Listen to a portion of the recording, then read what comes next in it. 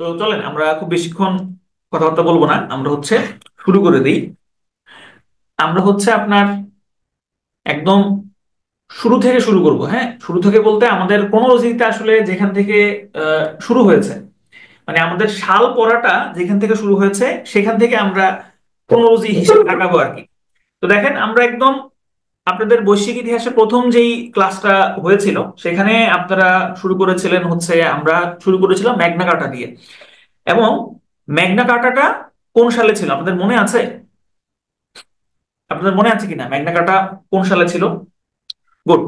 Magna কার্টা ছিল 1215 সালে। তো আমরা 1215 সালটা দিয়ে শুরু করব। এই ইয়ারে একটা বছরে তো অনেক ঘটনা ঘটে, তবে আমাদের চাকরি পরীক্ষার্থীদের জন্য গুরুত্বপূর্ণ যেই ঘটনাটা আছে সেটা হলো ম্যাগনা কার্টা। এবং এই ম্যাগনা কার্টা স্বাক্ষরিত হয়েছিল 1215 সালের 15ই জুন। যদিও এখানে 15ই জুন দেওয়া আছে, এই 15 জুন আপনার জন্য কোনো দরকার নাই।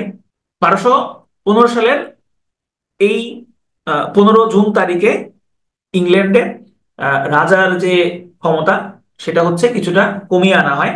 এবং এই ম্যাগনা কার্টাকে কিন্তু ইংল্যান্ডের বা ব্রিটেনের সংবিধানের একটা ভিত্তি হিসেবে ধরা হয়, কারণ ইংল্যান্ডের বা ব্রিটেনের লিখিত কোনো সংবিধান নাই এবং তাদের সংবিধানের যে কয়টা ভিত্তি আছে তার মধ্যে একটা ম্যাগনা কার্টা।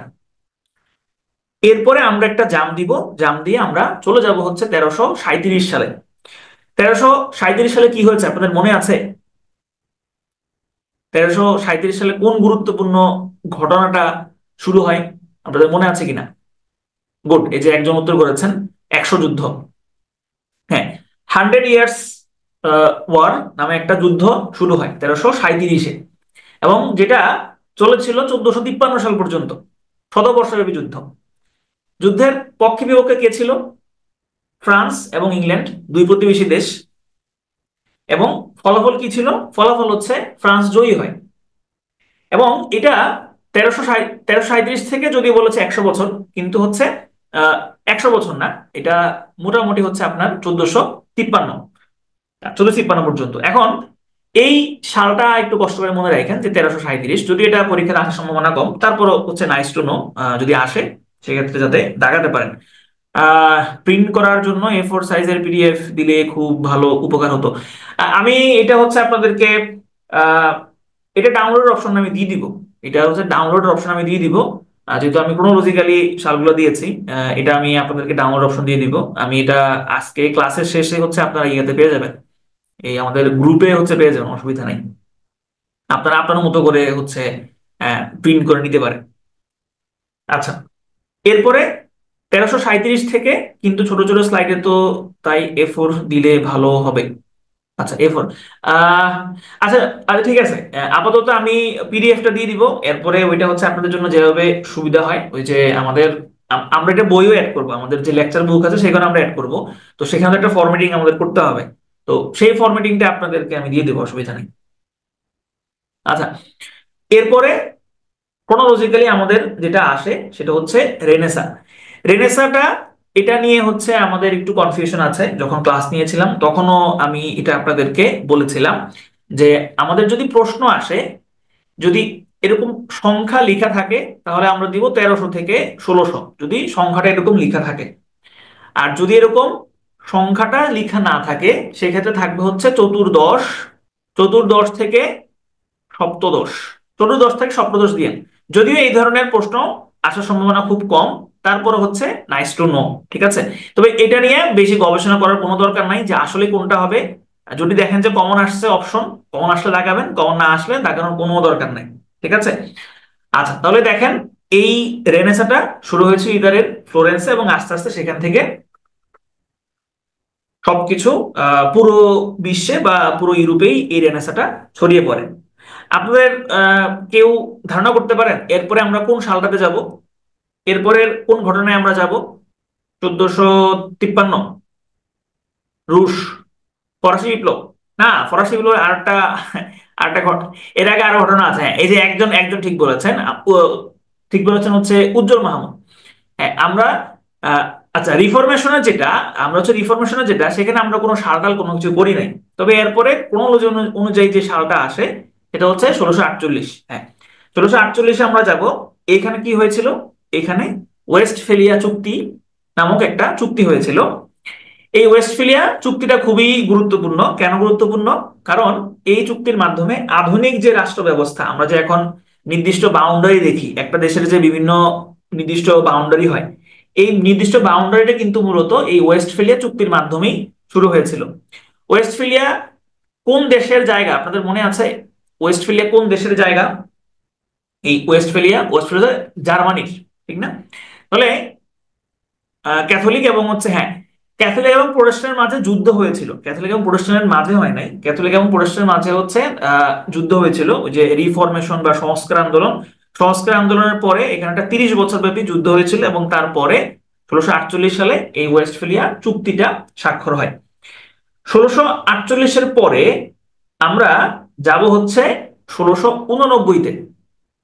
1689-তে, হ্যাঁ, এখানে ঝর্ণা আক্তার এক্সাক্ট ডেটটা বলেছেন, সেটা 1688। 1688-তে গৌরবময় বিপ্লবটা শুরু হয়েছিল।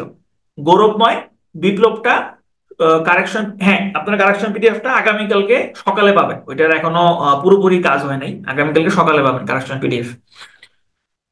1689 সালটা এখানে কেন দিয়েছি? কারণ এই সালটা গুরুত্বপূর্ণ এই কারণে, কারণ এই সালটাতে বিল অফ রাইটস স্বাক্ষরিত হয়। তবে এখানে একটা কিন্তু আছে। কিন্তুটা হইলো, গৌরবময় বিপ্লবটা কিন্তু শুরু হয় 1688-এ। 1688-এ শুরু হয়ে পরবর্তীতে সেটা শেষ হয় 1689-এ, এবং 1689-এ এই বিল অফ রাইটস স্বাক্ষরিত হয়। এবং এটা UK bill of rights. UK bill of rights, কারণ আমরা জানি আরেকটা বিল অফ রাইটস আছে, সেটাকে বলা হয় ইউএস বিল অফ রাইটস। 1689 সালের পরে 1700 1789, না, আমরা যেহেতু ক্রোনোলজিক্যালি যাচ্ছি, এই কারণে আমি সাল হিসেবে সাজিয়েছি। এরপরে আমরা যাব শিল্প বিপ্লবে। শিল্প বিপ্লব নিয়ে একটু কনফিউশন আছে। শিল্প বিপ্লব কেউ কেউ বলেন 1760 সালে শুরু হয়েছে, আবার কেউ কেউ বলেন 1784 সালে শুরু হয়েছে। তবে আপনারা যেটা মাথায় রাখবেন সেটা অষ্টাদশ শতাব্দী। শতাব্দী বানান ভুল হয়েছে। অষ্টাদশ শতাব্দীতে শিল্প বিপ্লবটা শুরু হয়। শিল্প বিপ্লব কোথায় শুরু হয়েছিল? শিল্প বিপ্লব শুরু হয়েছিল ইংল্যান্ডে। তাহলে এই অষ্টাদশ শতাব্দীতে ইংল্যান্ডে শিল্প বিপ্লবের সূচনা হয়। এরপরে যেই ঘটনাটা আমাদের পরীক্ষার জন্য গুরুত্বপূর্ণ, সেটা 1776। 1776 1776-এ কি হয় বলেন তো? আপনাদের মনে আছে কিনা? 1776-এ কি হয়? হ্যাঁ, যুক্তরাষ্ট্রের স্বাধীনতার ঘোষণা হয়। যুক্তরাষ্ট্রের স্বাধীনতার ঘোষণা হয়, এবং ঘোষণাটা যদিও দেওয়া হয়েছিল 2 জুলাইতে, কিন্তু ঘোষণাটা অনুমোদন হয় তৎকালীন কংগ্রেসে, অনুমোদিত হয় 4 জুলাই। এই কারণে এই 4 জুলাইকেই আমেরিকার ইন্ডিপেন্ডেন্স ডে বা স্বাধীনতা দিবস হিসেবে পালিত হয়। স্বাধীনতা যুদ্ধ 1776 সালে শুরু হয়ে শেষ হয়েছিল কবে? 1783 সালে। এবং শেষ হওয়ার পরের যে চুক্তিটা হয়, সেই চুক্তিটার নাম ছিল piece of Paris. Piece of Paris বা প্রথম ভার্সাই চুক্তি। আপনাদের মনে আছে প্রথম ভার্সাই চুক্তিতে মোট কয়টা চুক্তি স্বাক্ষরিত হয়? মোট কয়টা চুক্তি স্বাক্ষরিত হয়? 4টা। গুড। টোটাল যদি বলে টোটাল যদি বলে তাহলে উত্তর হবে 4। টোটাল 4টা চুক্তি স্বাক্ষরিত হয়। কিন্তু যদি বলে এক্স্যাক্টলি যদি বলে ভার্সাইতে কয়টা, যদি বলা হয় ভার্সাইতে কয়টা, সেক্ষেত্রে হবে 2টা। ঠিক আছে? তো আমেরিকা তার স্বাধীনতা পাইলো। স্বাধীনতার পরে যে ধাপটাতে সে যাবে সেটা তার সংবিধান। আমেরিকার সংবিধানটা রচিত হয়ে 1787-তে, কিন্তু পরবর্তীতে সেটা একটা সংশোধন আসে। এই সংশোধনেরটা আমাদের জন্য গুরুত্বপূর্ণ। সংশোধনীটা আসে কবে? 1789-তে। ওই যে 1689-তে কি হয়েছিল? বিল অফ রাইটস। আর 1789, তার 100 বছর পরে যুক্তরাষ্ট্রের বিল অফ রাইটস অনুমোদিত হয়। এটা আসলে কি? এটা 10টা সংশোধনী, সংবিধানের 10টা সংশোধনী। এই টোটাল 10টা সংশোধনীকে একত্রে ইউএস বিল অফ রাইটস বলা হয়। এবং এই রাইটসটা নাগরিকদের অধিকার, নাগরিক অধিকারের সাথে জড়িত। না, এটা নাগরিকদের সাংবিধানিক অধিকারের সাথে জড়িত। সাংবিধানিক অধিকার। নাগরিকদের সাংবিধানিক অধিকারের সাথে জড়িত। আচ্ছা, এরপরে এরপরে হচ্ছে আমরা চলে যাব হচ্ছে ফরাসি বিপ্লবে। ফরাসি বিপ্লব হচ্ছে 1789, কিন্তু আমার এখানে স্লাইডটা একটু মিসম্যানেজমেন্ট হয়েছে, আমি আগে হচ্ছে এটা এটা বলি। 1789, তাহলে 1789 সালে কি হইলো? 1789 সালে হচ্ছে ফরাসি বিপ্লব শুরু হয়। সপ্ত সপ্তবর্ষব্যাপী যুদ্ধ কি বাদ পড়েছে নাকি কম গুরুত্বপূর্ণ? সপ্তবর্ষব্যাপী যুদ্ধ কোনটা? আপনি কোনটার কথা বলছেন? সপ্তবর্ষব্যাপী যুদ্ধ, ঝর্ণা আক্তার। 1789 থেকে 1799। 1756 থেকে 53, না ওইটা আসবে না, ওইটা আসবে না, ওইটা বাদ, ওটা লাগবে না। ফরাসি বিপ্লবটা শুরু হয়েছিল 1789 সালে। আপনারা কি বলতে পারবেন এই ফরাসি বিপ্লবের মাধ্যমে কোন রাজার পতন হয়? ফরাসি বিপ্লবের মাধ্যমে কোন রাজার পতন হয়েছিল? কততম লুই? শুধু লুই বললে হবে না, শুধু লুই বললে হবে না। ষোড়শ লুই, 16th লুইয়ের পতন হয়েছিল এই ফরাসি বিপ্লবের মাধ্যমে, এবং যে দুর্গের পতন হয় সেই দুর্গের নাম ছিল কি? বাস্তিল দুর্গ। সেই দুর্গের নাম ছিল বাস্তিল দুর্গ। এবং এই ফরাসি বিপ্লবের মাধ্যমে বাস্তিল দুর্গের পতন হয়। এবং বিপ্লবটা শেষ হয় কবে? বিপ্লবটা শেষ হয় 1799 সালে। 1799 সালে যখন নেপোলিয়ান যখন নেপোলিয়ান ক্ষমতায় বসে, তখন হচ্ছে এই ফরাসি বিপ্লবটা শেষ হয়। ফরাসি বিপ্লবের পরে ফরাসি বিপ্লবের পরে আমরা চলে যাব হচ্ছে ভার্সেস রোজবিয়র। হ্যাঁ, ফরাসি বিপ্লবের পরে আমরা চলে যাব হচ্ছে ট্রাফালগার যুদ্ধে। ফরাসি বিপ্লবের পরে আমরা যাব হচ্ছে ট্রাফালগার যুদ্ধ।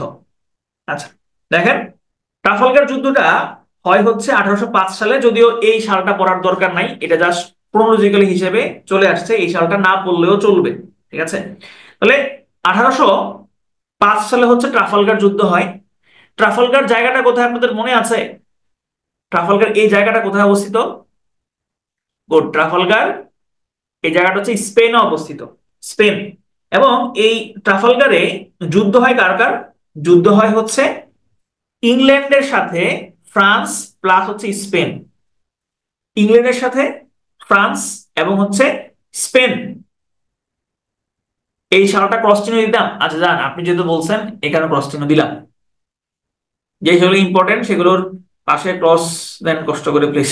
আচ্ছা, তাহলে এই যুদ্ধে জয়ী হয় কে? জয়ী হয় হচ্ছে ইংল্যান্ড। এইটা গুরুত্বপূর্ণ যে এই ট্রাফালগার যুদ্ধটাতে জয়ী হয় কে এবং ট্রাফালগার জায়গাটা কোথায়, এটা হচ্ছে গুরুত্বপূর্ণ।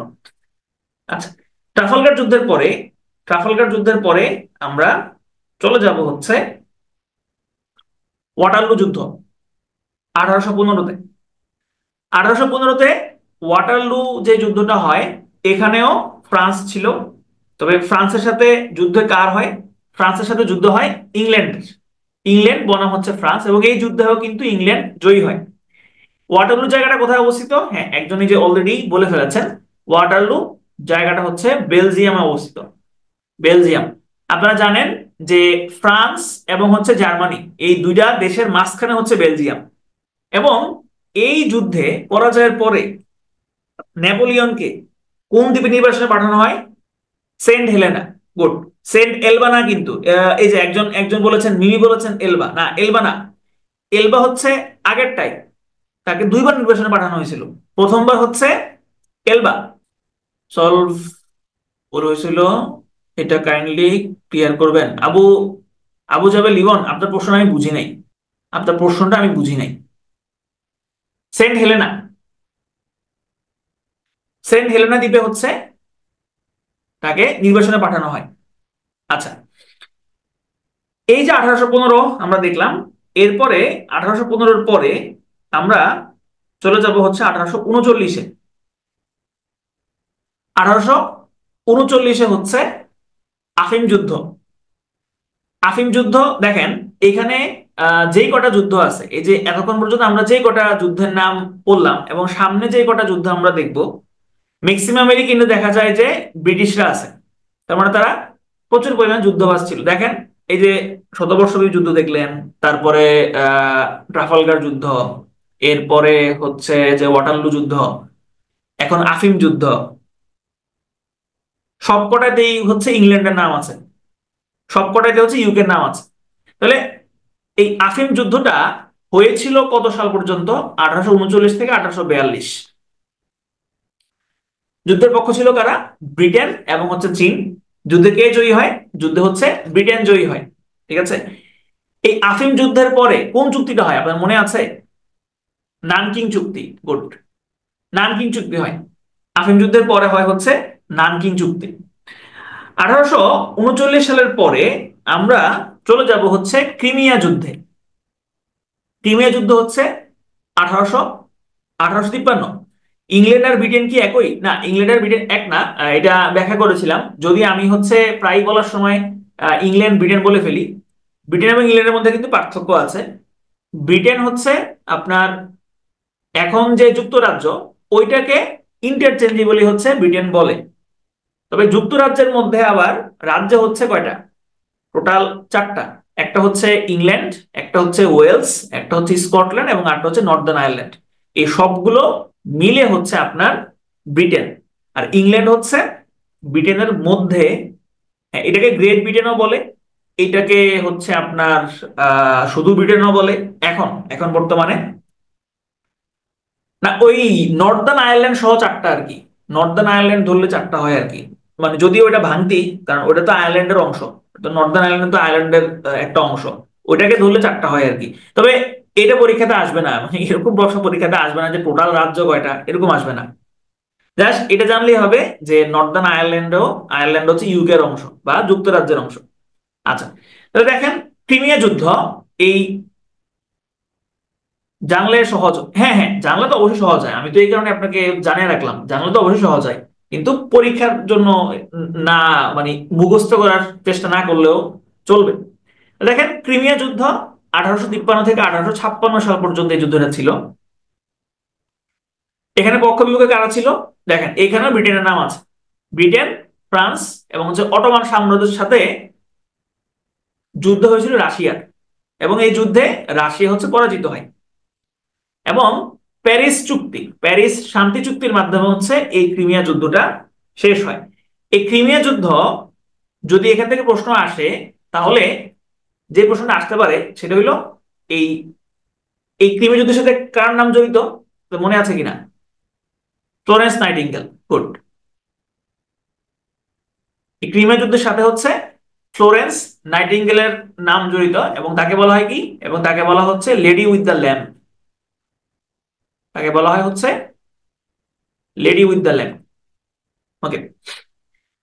ক্রিমিয়া যুদ্ধের পরে আমরা চলে যাব হচ্ছে আমেরিকার আমেরিকার গৃহযুদ্ধে। সবাই এত দ্রুত কেমনে লিখছে? না, এটা নিয়ে আপনার তো হতাশ হওয়ার কিছু নাই। হতে পারে তাদের হাতের টাইপিং স্পিড খুব বেশি, এটা হতে পারে। অথবা তারা হয়তো খুব বেশি ভালো পারেন বা খুব বেশি ভালো করে পড়েছেন, এই কারণে হচ্ছে আপনার হয়তো পারেন। অথবা এই যে হ্যাঁ, একজন লিখেছে ভয়েস দিয়ে, হ্যাঁ ভয়েস টাইপও করা যায়, হয়তো অনেকে ভয়েস টাইপ পড়ছে। আচ্ছা, তাহলে দেখেন যে আমেরিকার গৃহযুদ্ধ। তো আমেরিকার গৃহযুদ্ধের এই ডিউরেশনটা ইম্পর্টেন্ট, ডিউরেশনটা একটু মাথায় রাখেন। আমেরিকান সিভিল ওয়ারের ডিউরেশনটা হচ্ছে 1861 থেকে 1865। এবং গৃহযুদ্ধ চলাকালীন সময়ের যিনি প্রেসিডেন্ট ছিলেন এই আব্রাহাম লিঙ্কনেরও মেয়াদ ছিল 1861 থেকে 1865। ঠিক আছে। আজকে শুধু সাল পড়াবেন? আমি তো পড়াচ্ছি না, আপনি এটাকে গল্প বলতে পারেন। এটা তো পড়ানো না, আপনি তো এগুলো তো অলরেডি পড়াই ফেলছি। আমি জাস্ট হচ্ছে ক্রোনোলজি অনুযায়ী এই কোন সালে কি কি হয়েছিল আমি এগুলো সবগুলো একসাথে নিয়ে আসছি, সেটাই আপনাদের সাথে একবার বলছি, যাতে করে আপনাদের পড়তে সুবিধা হয়। আচ্ছা, এরপর আসেন যে যেটা বলছিলাম, 1861 থেকে 1865 গৃহযুদ্ধকালীন প্রেসিডেন্ট ছিলেন আব্রাহাম লিঙ্কন। এটা হচ্ছে গুরুত্বপূর্ণ। এবং এখান থেকে প্রশ্ন আসতে পারে যে যুক্তরাষ্ট্রের কোন প্রেসিডেন্ট দাস প্রথা বিলোপ করেন? তাহলে উত্তর হবে আব্রাহাম লিঙ্কন। ঠিক আছে। আচ্ছা, তাহলে 1865 সাল পর্যন্ত আমরা আসলাম। এরপরে আমরা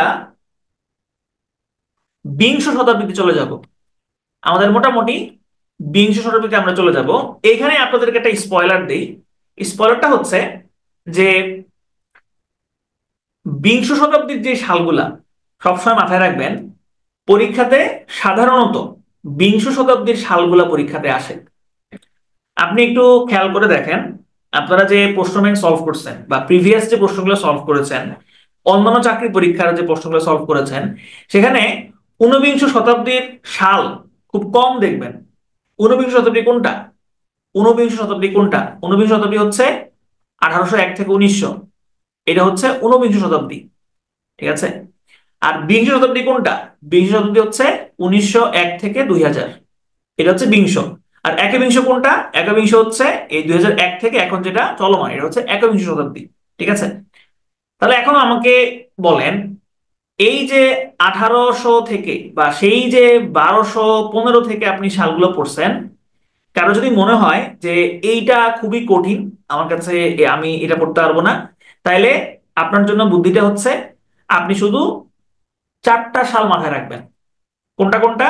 আপনি রাখবেন হচ্ছে 1215, আমি এটা নীল কালি দিয়ে লিখি যে কোনটা কোনটা মাথায় রাখবেন, পরীক্ষাতে আসতে পারে আর কি। 1215 এটা মাথায় রাখবেন। এরপরে মাথায় রাখবেন হচ্ছে 1689, এটা হচ্ছে বিল অফ রাইটস। এরপরে মাথায় রাখবেন 1789। আর এরপরে মাথায় রাখতে পারেন হচ্ছে আপনার 1783, এটা হচ্ছে আমেরিকার স্বাধীনতা দিবসের সাল।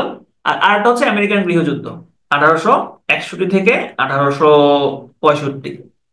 বাকি যে সালগুলো আছে ওগুলার ইম্পর্টেন্স কম, কারো যদি মাথায় না থাকে তাইলে চেষ্টা করবেন যে অন্তত এইগুলো মাথায় রাখার জন্য। আর যদি একদমই মাথায় না থাকে তাহলে মুখস্থ করার কোনো দরকার নাই, জাস্ট পড়ে যান যতটুকু মাথায় থাকে। আচ্ছা, আপনি বলেছিলেন লেকচার বুকের কারেকশনের পিডিএফটা দিবেন। হ্যাঁ হ্যাঁ হ্যাঁ, আমি ওইটা বলেছিলাম, ওইটার কাজটা আমি করছি না, ওইটা কাজটা আরেকজন করছে, কারণ আমি সময় ম্যানেজ করতে পারি নাই। ওইটা কাজটা এখনো হয় নাই, আগামীকালকে হবে। আমরা আগামীকালকে মোটামুটি আপনার হচ্ছে 10টা 11টার মধ্যে হচ্ছে পিডিএফটা পেয়ে যাবেন। আচ্ছা দেখেন, আমরা এখন বিংশ শতাব্দীতে আছি, 1911 থেকে 1912। এখানে কি হয়েছিল? এখানে বলকান যুদ্ধ। আচ্ছা ঝর্ণা আক্তার, আপনি এইসব হচ্ছে আপনি যেই বই থেকে পাইছেন, এই যে হচ্ছে বলকান যুদ্ধ, তারপরে হচ্ছে আপনার সপ্তবর্ষী যুদ্ধ, এগুলো জিন্দেগিতে পরীক্ষাতে আসবে না। একদম একদম সত্যি কথা যেটা, এগুলো জিন্দেগিতে পরীক্ষাতে আসবে না। কারণ বলকান যুদ্ধ এটা গুরুত্বপূর্ণ কোনো যুদ্ধ না। ঠিক আছে? সুতরাং এগুলা পড়ার দরকার নাই, আপনি স্কিপ করতে পারেন চাইলে। আচ্ছা দেখেন, 1911 থেকে 12 এই সময়কালটা ছিল চীনের বিপ্লবের সময়। চীনের বিপ্লবের সময় কোন বিপ্লব? চীনের জাতীয়তাবাদী বিপ্লব। এবং এই জাতীয়তাবাদী বিপ্লবের মাধ্যমে কোনটা প্রতিষ্ঠিত হয়েছে বলুন তো? আরওসি নাকি পিআরওসি বলুন তো?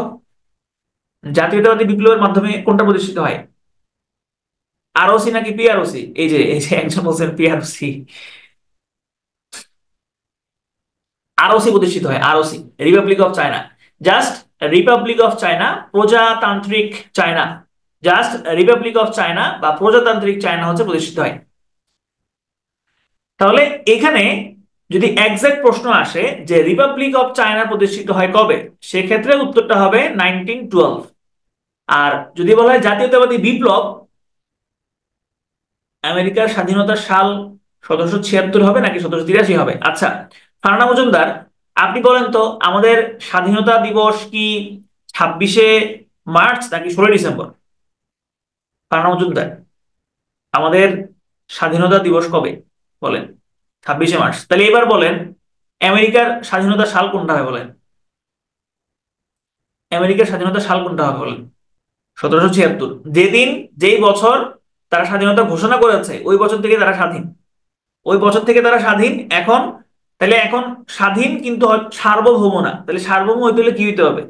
তার এরিয়ার ভিতরে, বাউন্ডারির ভিতরে যেই এনিমে আছে তাদেরকে সরাই ফেলতে হবে। আচ্ছা, এরপরে আমাদের বড় একটা যুদ্ধ, সেই যুদ্ধটা হচ্ছে 1914 to 1918। এই সময় কি হয়? এই সময়টা বিশ্বযুদ্ধ হয়। এই বিশ্বযুদ্ধের আরেকটা নামও আছে, সেটাকে বলা হয় গ্রেট ওয়ার। না না, 1783 মনে হয়, আমি এটা ভুলে বলছি। 1783 হচ্ছে আপনার স্বাধীনতা চুক্তি হয়, স্বাধীনতা চুক্তি হচ্ছে 1783। আমি হয়তো হয়তো বলার সময় কোনো কারণে ভুল বলে ফেলছি আর কি। বিশ্বযুদ্ধ থেকে কোনটা পড়বে বা বিশ্বযুদ্ধ থেকে কোনটা সব থেকে বেশি ইম্পর্টেন্ট? বিশ্বযুদ্ধ থেকে সব থেকে ইম্পর্টেন্টের মধ্যে একটা হলো এই বিশ্বযুদ্ধে মিত্র শক্তি কারা ছিল, কেন্দ্রীয় শক্তি কারা ছিল। তাহলে মিত্র শক্তি কারা ছিল দেখেন, ব্রিটেন, সার্বিয়া, ফ্রান্স, বেলজিয়াম, যুক্তরাষ্ট্র এবং রাশিয়া। এরা ছিল অ্যালায়েন্স, এরা ছিল অ্যালায়েন্স। এই অ্যালায়েন্সের বিরুদ্ধে যারা যুদ্ধ করেছে তাদেরকে বলা হয় সেন্ট্রাল পাওয়ার। সেন্ট্রাল পাওয়ার। প্রথম বিশ্বযুদ্ধে কিন্তু কোনো অক্ষ শক্তি ছিল না, প্রথম বিশ্বযুদ্ধে ছিল মিত্র শক্তি এবং হচ্ছে কেন্দ্রীয় শক্তি। ঠিক আছে, তাহলে কেন্দ্রীয় শক্তি কারা ছিল? জার্মানি, অস্ট্রিয়া, হাঙ্গেরি এবং হচ্ছে তুরস্ক। 1914 সাল এবং 1918 সাল, এই যে প্রথম বিশ্বযুদ্ধ হচ্ছে, এর মাঝখান দিয়ে আবার একটা বড় ধরনের বিপ্লব হয়ে যায়, সেটার নাম হচ্ছে রুশ বিপ্লব বা সমাজতান্ত্রিক বিপ্লব। 1917, এই তারিখটা খুবই গুরুত্বপূর্ণ, এই তারিখটা খুবই গুরুত্বপূর্ণ। 1917 রুশ বিপ্লব হয়। তবে এই যে 1917, এই এখন থেকে দেখবেন যে 21 সালে পরপর অনেকগুলো ঘটনা ঘটছে এবং আপনারা কানেক্ট করতে পারবেন। আচ্ছা, দেখেন 1970-তে কি হলো। 1917-তে রুশ বিপ্লব হইলো। এই রুশ বিপ্লবের মাধ্যমে কিন্তু, রুশ বিপ্লবের পরে কিন্তু রাশিয়া প্রথম বিশ্বযুদ্ধ থেকে তারা নিজেদেরকে প্রত্যাহার করে নিয়ে গেল। In the meantime, in the meantime যুক্তরাজ্য থেকে, যুক্তরাজ্যের পররাষ্ট্র সচিব আর্থার জেমস বেলফোর, তিনি কি করলেন? তিনি একটা চিঠি লিখলেন। কাকে?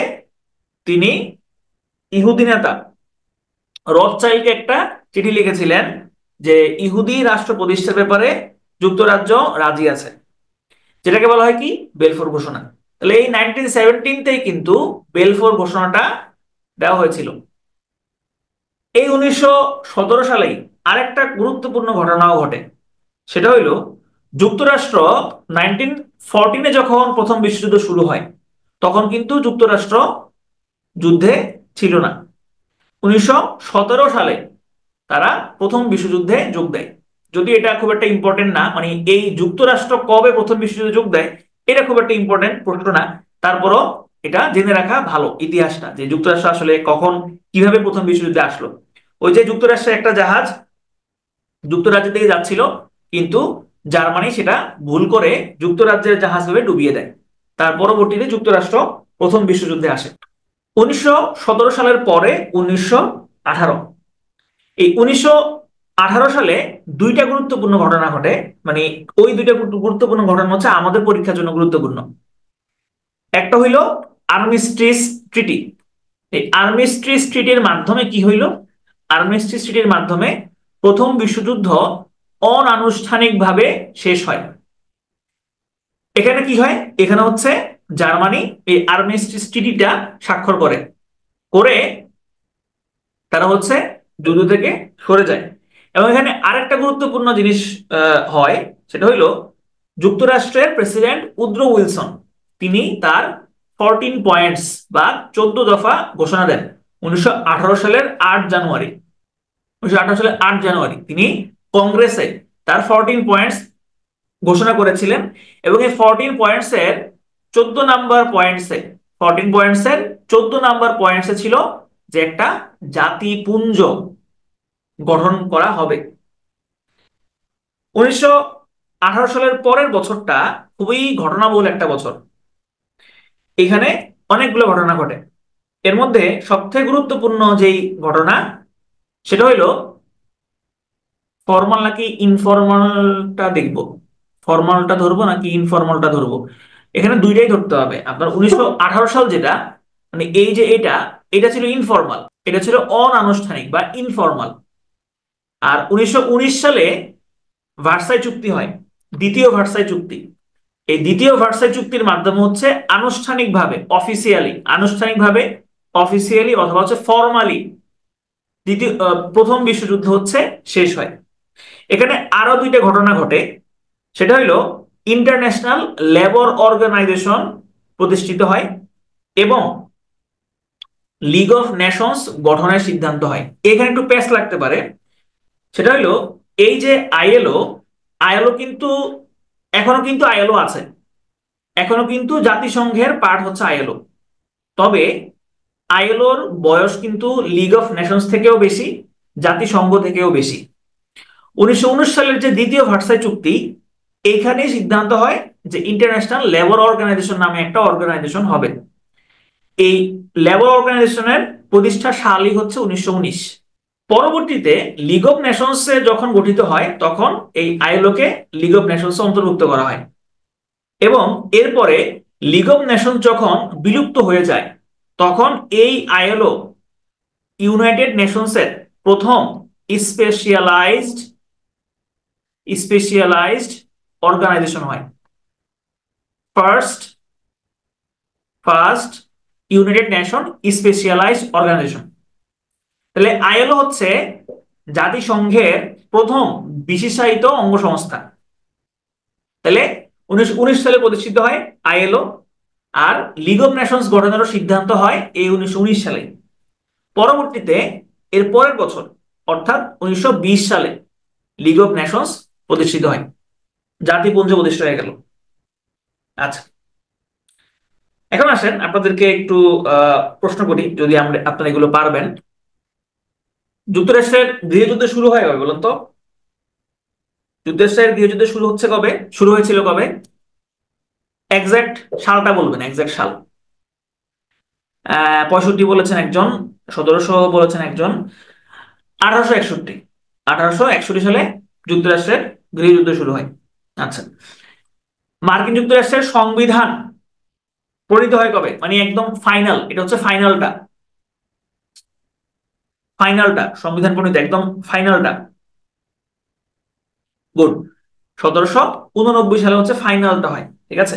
আচ্ছা, এরপরে আসেন আমরা চলে যাব হচ্ছে 1928-এ। মাঝখানে সেভার্স সন্ধি আছে, তারপরে মাঝখানে ইয়ং প্ল্যান আছে। ওগুলোর সাল পরীক্ষার জন্য গুরুত্বপূর্ণ না, ওই কারণে ওই সাল আমি রাখি নাই। ওগুলো পরীক্ষার জন্য একদমই গুরুত্বপূর্ণ সাল না, সুতরাং ওগুলা আপনি স্কিপ করতে পারেন, অসুবিধা নাই। 1928-এ যেই ঘটনাটা ঘটে সেটা হইলো, এখানে একটা চুক্তি হয়, যেই চুক্তিটার নাম হচ্ছে প্যারিস প্যাক্ট বা ক্যালব ব্রায়ান প্যাক্ট। যেটার মেইন উদ্দেশ্য কি ছিল? মেইন উদ্দেশ্য ছিল যে একটা দেশ চাইলেই আরেকটা দেশকে দখল করতে পারবে না, এবং আন্তর্জাতিক সম্পর্কের ক্ষেত্রে শক্তি প্রয়োগ করা যাবে না, শক্তি প্রয়োগ নিষিদ্ধ হবে বা নিষিদ্ধ থাকবে। আন্তর্জাতিক সম্পর্কের ক্ষেত্রে শক্তি প্রয়োগটা নিষিদ্ধ থাকবে। 1928-এর পরে সব থেকে বড় যে ঘটনা সেটা হলো 1929 থেকে 1939 সাল পর্যন্ত গ্রেট ডিপ্রেশন বা মহামন্দা। এখানে আর তেমন গুরুত্বপূর্ণ ঘটনা নাই, তবে 1933 সালে একটা গুরুত্বপূর্ণ ঘটনা পৃথিবীর ইতিহাসে ঘটে যায়। সেটা হলো কি, হিটলার, তিনি হচ্ছে জার্মানির চ্যান্সেলর নির্বাচিত হন। এটা একটা পরীক্ষাতে, একটা বিশেষ পরীক্ষাতে আসছিল যে হিটলার কবে হচ্ছে জার্মানির চ্যান্সেলর নির্বাচিত হন। 1933-তে হচ্ছে হিটলার জার্মানির চ্যান্সেলর নিয়োজিত হইলেন। এরপরে তিনি আস্তে আস্তে জার্মানিকে দ্বিতীয় বিশ্বযুদ্ধের দিকে নিয়ে যাবেন। দ্বিতীয় বিশ্বযুদ্ধের আগে স্পেনে একটা যুদ্ধ হয়, যেটাকে বলা হয় স্প্যানিশ সিভিল ওয়ার। এবং স্প্যানিশ সিভিল ওয়ারটা ছিল 1936 থেকে 1939 পর্যন্ত। এই সালটা মুখস্থ না করলেও চলবে, জাস্ট এতটুকু মাথায় রাখেন যে দ্বিতীয় বিশ্বযুদ্ধের আগে স্পেনে একটা গৃহযুদ্ধ হয়েছিল। স্পেনের গৃহযুদ্ধের পরেই পৃথিবী আরেকটা বড় যুদ্ধের দিকে চলে যায়, অর্থাৎ দ্বিতীয় বিশ্বযুদ্ধ চলে আসে। হ্যাঁ, যুদ্ধই জীবন, যুদ্ধই সার্বজনীন। দ্বিতীয় বিশ্বযুদ্ধ 1939 থেকে 1945 সাল পর্যন্ত। এই দ্বিতীয় বিশ্বযুদ্ধকে বলা হয় হচ্ছে গ্লোবাল ওয়ার। আর ফার্স্ট ওয়ার্ল্ড ওয়ার নাম কি ছিল? ফার্স্ট ওয়ার্ল্ড ওয়ার নাম ছিল গ্রেট ওয়ার। এক্সাক্ট কবে শুরু হয় দ্বিতীয় বিশ্বযুদ্ধ, এইটা গুরুত্বপূর্ণ। এক্সাক্ট তারিখটা হচ্ছে 1939 সালের 1 সেপ্টেম্বর। 1939 সালের 1 সেপ্টেম্বর যখন জার্মানি পোল্যান্ড আক্রমণ করে ডানজিগ বন্দরটা যখন সে দখল করে নেয়। তাহলে এখানে পক্ষ বিপক্ষ কারা ছিল? এখানেও মিত্র শক্তি আছে, তবে এখানে কেন্দ্রীয় শক্তি নাই, এখানে ছিল অক্ষ শক্তি বা এক্সিস পাওয়ার। অক্ষ শক্তি বা এক্সিস পাওয়ার। তাহলে অক্ষ শক্তি কে ছিল? ইতালি, জার্মানি এবং হচ্ছে জাপান। মিত্র শক্তিতে ওই আগের প্রথম বিশ্বযুদ্ধে যারা ছিল কমন, মোটামুটি তারাই আছে: যুক্তরাজ্য, সোভিয়েত ইউনিয়ন, চীন, ফ্রান্স এবং হচ্ছে পোল্যান্ড। এই যে 1939 থেকে 1945, এই সময়টা পৃথিবীর ইতিহাসের জন্য খুব গুরুত্বপূর্ণ অনেক ঘটনা এখানে ঘটে যায়, এবং এখান থেকে কিন্তু পরীক্ষাতে প্রশ্ন আসতে পারে। এর মধ্যে প্রথম যে গুরুত্বপূর্ণ ঘটনা, সেটা আমাদের জন্য, মানে পৃথিবীর ইতিহাসের জন্য না, আমাদের জন্য গুরুত্বপূর্ণ যে ঘটনা, সেটা হইলো 1941। 1941-এ কি হয় বলুন তো? 1941-এ কি হয়েছিল? 1941-এ, হ্যাঁ, 1941-এ লন্ডন ডিক্লারেশন হয়। 1941-এ আটলান্টিক সনদ হয়। এছাড়াও এছাড়াও আরো দুইটা জিনিস হয়। সেটা হইলো দুইটা আক্রমণ হয়, দুইটা অপারেশন হয়েছিল 1941-এ। একটা ছিল অপারেশন ঈগল। অপারেশন ঈগল হচ্ছে জার্মান বাহিনী ইংল্যান্ডে বোমা হামলা চালিয়েছিল, মূলত হচ্ছে লন্ডনে, ইংল্যান্ডের লন্ডনে বোমা হামলা চালিয়েছিল নাজি বাহিনী। আরেকটা অপারেশন হয়, সেটা হচ্ছে অপারেশন বারবারোস। এটা কি? এটা হচ্ছে জার্মানি সোভিয়েত ইউনিয়নে হামলা চালায়, যেটা ছিল এখন পর্যন্ত পৃথিবীর সব থেকে দীর্ঘস্থায়ী এবং বৃহত্তম স্থলযুদ্ধ। এরপরে আরেকটা ঘটনা ঘটে গুরুত্বপূর্ণ, যেই ঘটনার মধ্য দিয়ে যুক্তরাষ্ট্র দ্বিতীয় বিশ্বযুদ্ধে আসে। সেটা হলো কি? সেটা হলো জাপান যুক্তরাষ্ট্রের হাওয়াই দ্বীপপুঞ্জের হুনুলুলু অবস্থিত সামরিক ঘাঁটি পার্ল হারবার আক্রমণ করে। তাহলে দেখেন, 1941 সাল কিন্তু খুবই ঘটনাবহুল একটা বছর। 1941 সাল খুবই ঘটনাবহুল একটা শহর, একটা সাল, একটা সময়। কি কি কি কি ঘটনা ঘটেছে এখানে?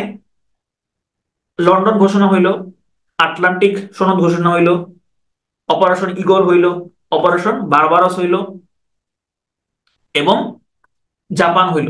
ঠিক আছে? তাহলে এই যে, হ্যাঁ, হিটলার সোভিয়েত ইউনিয়ন আক্রমণ করে 1941-এ, এটাই হচ্ছে যে অপারেশন বারবারস। এটাই হচ্ছে অপারেশন বারবারস।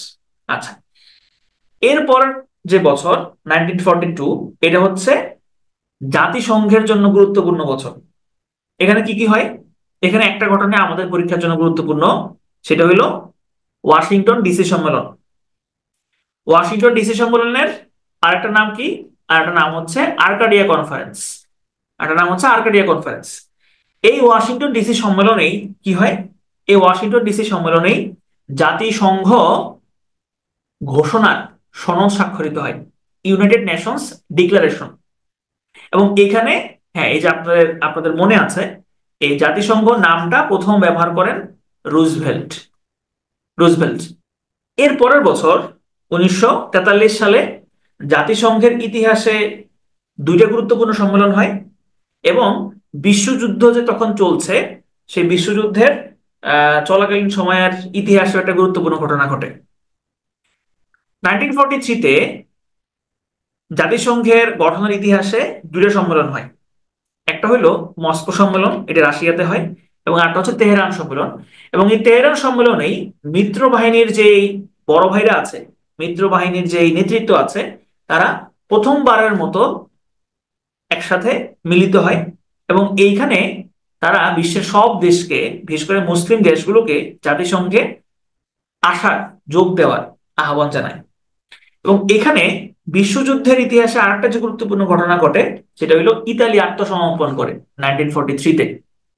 এর পরের বছর 1944, এটাও খুবই ঘটনাবহুল একটা বছর। দ্বিতীয় বিশ্বযুদ্ধের সময় এখানে যে গুরুত্বপূর্ণ ঘটনা ঘটে, সেটা হইলো এই 1944 সালে ফ্রান্স জার্মানি থেকে মুক্ত হয়। এবং যেদিন এই জার্মানি হাত থেকে ফ্রান্স মুক্ত হয়, সেই দিনটাকে বলা হয় ডি ডে। ডি ডে ছিল 6 June. D day, D day বলা হয় এটাকে, নরম্যান্ডি ল্যান্ডিংস বলা হয়, Normandy landings day, Normandy landings, Normandy landings বলা হয়, অথবা ডি ডেও বলা হয়। জাতিসংঘের ইতিহাসে কি হলো? জাতিসংঘের ইতিহাসে আবার খুব গুরুত্বপূর্ণ একটা সম্মেলন হয়, সেটা হচ্ছে ডাম্বারটন ওকস সম্মেলন। এখানে কি হয়? এখানেই হচ্ছে জাতিসংঘের যে ডিক্লারেশন ছিল, জাতিসংঘ যে ঘোষণা ছিল, সেটা জাতিসংঘে পরিণত হয়, সংস্থা পরিণত হয়। এবং এখানে সিদ্ধান্ত হয় যে একটা সাধারণ পরিষদ থাকবে, একটা নিরাপত্তা পরিষদ থাকবে, তারপর হচ্ছে সামাজিক পরিষদ থাকবে, এই সিদ্ধান্তগুলো ডাম্বারটন ওকসে হয়। আরেকটা গুরুত্বপূর্ণ সম্মেলন কিন্তু 1944 সালে হয়, সেটা হচ্ছে ব্রেটন উডস সম্মেলন। এই ব্রেটন উডস সম্মেলনের মাধ্যমেই ইন্টারন্যাশনাল মনিটারি ফান্ড এবং ওয়ার্ল্ড ব্যাংক প্রতিষ্ঠিত হয়। আইএমএফ এবং হচ্ছে ওয়ার্ল্ড ব্যাংক প্রতিষ্ঠিত হয়। তাহলে 1944 সাল এটা পরীক্ষার জন্য খুবই গুরুত্বপূর্ণ, খুবই গুরুত্বপূর্ণ। হ্যাঁ, এই যে এখানে একজন একজন বলেছেন আশিকুজ্জামান, এই ওয়ার্ল্ড ব্যাংক হইতে পারে অথবা আইবিআরডিও থাকতে পারে, দুইটাই থাকতে পারে। ঠিক আছে, ওয়ার্ল্ড ব্যাংক থাকতে পারে, আবার আইবিআরডিও পরীক্ষাতে থাকতে পারে। ওয়ার্ল্ড ব্যাংক এবং আইবিআরডি দুইটা একই জিনিস। 1945 সালটা আমার কাছে মনে হয় আমাদের জন্য, আমাদের চাকরি প্রার্থীদের জন্য সবথেকে গুরুত্বপূর্ণ সাল। মানে এই সালটা বিভিন্ন ভাবে বিভিন্ন প্রশ্নে পরীক্ষাতে আসতে পারে। এখানে অনেকগুলো ঘটনা ঘটে। প্রথম বিশ্বযুদ্ধের ইতিহাসে যে ঘটনা ঘটে সেটাকে বলা হয় হচ্ছে victory in Europe. Victory in in Europe, অথবা এটাকে সংক্ষেপে বলা হয় ভিই day. Victory in Europe day অথবা হচ্ছে ভিই ডে। তারিখটা কত? তারিখটা হচ্ছে 8ই মে। তারিখটা হচ্ছে 8ই মে। তাহলে ভিক্টোরি ইন ইউরোপ ডে অথবা ভিই ডে এটা হচ্ছে 1945 সালের 8ই মে অনুষ্ঠিত হয়। এখানে কি হয়? এখানে হচ্ছে জার্মানি ফ্রান্সের কাছে আত্মসমর্পণের দলিলে স্বাক্ষর করে। এই 1945 সালেই একটা মর্মান্তিক ঘটনা ঘটে, যেটা হচ্ছে যুক্তরাষ্ট্র জাপানের দুইটা শহরে হিরোশিমা এবং হচ্ছে নাগাসাকিতে বোম মারে। হিরোশিমাতে যে বোমটা মেরেছিল সেটার নাম ছিল লিটল বয়, এবং নাগাসাকিতে যে বোমটা মেরেছিল সেটার নাম ছিল ফ্যাটম্যান। এবং এই 1945 সালে কিন্তু দ্বিতীয় বিশ্বযুদ্ধটা শেষ হয়। কখন শেষ হয়? 2রা সেপ্টেম্বর। 2রা সেপ্টেম্বর 1945। 2রা সেপ্টেম্বর 1945 এদিন কি হয়? এদিন হচ্ছে জাপান সারেন্ডার যে ডকুমেন্ট আছে সেইখানে স্বাক্ষর করে। তাহলে জাপানের আত্মসমর্পণ দলিলে স্বাক্ষর করা হচ্ছে 2রা সেপ্টেম্বর 1945। এবং হ্যাঁ, 14 আগস্ট মেনে নেয়, 14 আগস্ট মেনে নেয়। আর 2রা সেপ্টেম্বর হচ্ছে তারা আনুষ্ঠানিকভাবে স্বাক্ষর করে, দলিলে স্বাক্ষর করে। এবং এর মধ্য দিয়েই দ্বিতীয় বিশ্বযুদ্ধ শেষ হয়। জাপান এবং জার্মানি তো তারা হেরে গেল। জার্মানিকে শাস্তি প্রদান করার জন্য যে নুরেমবার্গ ট্রাইব্যুনাল, সেই ট্রাইব্যুনালটাও কিন্তু এই 1945-এই গঠিত হয়। এই 1945 আরো অনেক কারণে গুরুত্বপূর্ণ, পরীক্ষা আসার মতো আরো অনেক কারণেই গুরুত্বপূর্ণ। জাতিসংঘের ইতিহাসে একটা গুরুত্বপূর্ণ সম্মেলন হচ্ছে ইয়াল্টা সম্মেলন। এই ইয়াল্টা সম্মেলনে কি হয়? ইয়াল্টা সম্মেলনে ভেটো ক্ষমতা প্রদান করা হয়। এই ইয়াল্টা সম্মেলনটাও কিন্তু 1945-এই হয়েছে। এই ইয়াল্টা কোন দেশে ছিল তৎকালীন? তৎকালীন ছিল হচ্ছে সোভিয়েত ইউনিয়নের, সোভিয়েত ইউনিয়নের ইউক্রেন। সোভিয়েত ইউনিয়নের ইউক্রেন। এই 1945-এ আরো কি কি ঘটনা ঘটে দেখেন। হ্যাঁ, একদিকে শান্তির জন্য হ্যাঁ, না এটা না, এটা যুক্তি আছে, এটা যুক্তি আছে। এটা যুক্তি হচ্ছে যে তারা জাপানকে শান্ত করার জন্য, শান্তি আনার জন্য তারা বোম মেরেছে, বোম মেরে তারা শান্তি এনেছে। 1945-এ সান ফ্রান্সিসকো সম্মেলন হয়, এবং এই সান ফ্রান্সিসকো সম্মেলনের মাধ্যমে কি হয়? জাতিসংঘ প্রতিষ্ঠা হয়। তাহলে জাতিসংঘ প্রতিষ্ঠিত হয় কবে? 1945। এই 1945-এ ইউনেস্কো প্রতিষ্ঠিত হয়। ইউনেস্কো জাতিসংঘের যেই সংস্থাটা এডুকেশন, বিজ্ঞান এবং কালচার নিয়ে কাজ করে, সেটা প্রতিষ্ঠিত হয় 1945-এ। এখানে জাতিসংঘের আরেকটা প্রধান অঙ্গ সংস্থা প্রতিষ্ঠিত হয়, সেটা হচ্ছে ICJ, international court of justice. এছাড়াও আমাদের এশিয়াতে কি হচ্ছে তখন? এশিয়াতে তখন দুই কোরিয়া ভাগ হয়ে যায়। দুই কোরিয়া ভাগ কেন হইল? কারণ কোরিয়াতে তখন, দুই কোরিয়াতে তখন জাপান অধীনে ছিল। জাপান আউট হয়ে গেল এখান থেকে, জাপান নাই হয়ে গেল। জাপান নাই হয়ে যাওয়ার পরে এই দুই কোরিয়ার, এটা হচ্ছে সাউথ, এটা হচ্ছে নর্থ। এই নর্থে ঘাটিগারে হচ্ছে চায়না এবং হচ্ছে ইউএসএসআর অর্থাৎ সোভিয়েত ইউনিয়ন, আর সাউথে ঘাঁটি গাড়ে হচ্ছে ইউএসএ এবং ফ্রান্স এবং ইউকে তারা, এবং মাঝখানে 38 ডিগ্রি প্যারালাল লাইন দিয়ে তারা হচ্ছে ভাগ হয়ে যায় 1945-এ। ইউএন এস্টাবলিশ হয়ে হয় এটা আসলে কোনটা দিব, 1945 26 অক্টোবর অর 26 জুন 1945? আচ্ছা, এরকম প্রশ্ন আসবে না। যদি প্রশ্ন আসে যে কবে প্রতিষ্ঠিত হয়, সেক্ষেত্রে আসবে হচ্ছে 1945, এটাই আসবে। আর যদি 26 জুন এবং 24 অক্টোবর দিয়ে প্রশ্ন আসে, সেক্ষেত্রে প্রশ্নটা আসবে এইরকম যে জাতিসংঘের সনদ কবে স্বাক্ষরিত হয়। জাতিসংঘের সনদ স্বাক্ষরিত হয় 26 জুন। আর জাতিসংঘর সনদটা পাশ হয় কবে, তাহলে সেটা হবে হচ্ছে 24 অক্টোবর। মানে ফাইনালি কার্যকর হয় কবে বা গৃহীত হয় কবে, সেটা হচ্ছে 24 অক্টোবর। এবং 24 অক্টোবর হচ্ছে আপনার জাতিসংঘ দিবস। ও আচ্ছা, আমি আমি হচ্ছে আমি আমি ভুল করে ফেলছি, দেখছেন আমি উত্তর দক্ষিণ গোলায় ফেলছি, ছি ছি ছি ছি, উত্তর দক্ষিণ গোলায় ফেলছি পুরা, সরি। নর্থ হচ্ছে আপনার চায়না এবং ইউএসএসআর, আর সাউথ হচ্ছে ইউএসএ এবং হচ্ছে ইউকে। আরেকটা যেটা প্রতিষ্ঠিত হয় সেটা হচ্ছে আরব লীগ। এটা কিন্তু প্রিভিয়াস একটা প্রশ্নে আসছিল যে আরব লীগ প্রতিষ্ঠিত হয়েছে কবে, তাহলে আরব লীগও কিন্তু 1945-এ প্রতিষ্ঠিত হয়। এবং ICJ, international court of justice, আন্তর্জাতিক আদালত। আন্তর্জাতিক আদালত হচ্ছে জাতিসংঘের 6টা প্রধান অঙ্গ সংস্থার একটা, সেটাও প্রতিষ্ঠিত হয় এই 1945 সালে। এখন আমাকে বলেন, আপনাদের মনে আছে কিনা যে আন্তর্জাতিক আদালতের বিচারকগণের মেয়াদ কত? আপনাদের মনে আছে কিনা আন্তর্জাতিক আদালতের বিচারকদের মেয়াদ কত? মোটামুটি সবাই ঠিকঠাক উত্তর দিয়েছেন, হ্যাঁ। বিচারকদের মেয়াদ ছিল 9 বছর। বিচারকদের মেয়াদ ছিল 9 বছর। আর যারা 3 বলছেন, 3 হচ্ছে প্রেসিডেন্টের টার্ম। প্রেসিডেন্ট টার্ম মানে সভাপতির মেয়াদ হচ্ছে 3 বছর, ঠিক আছে।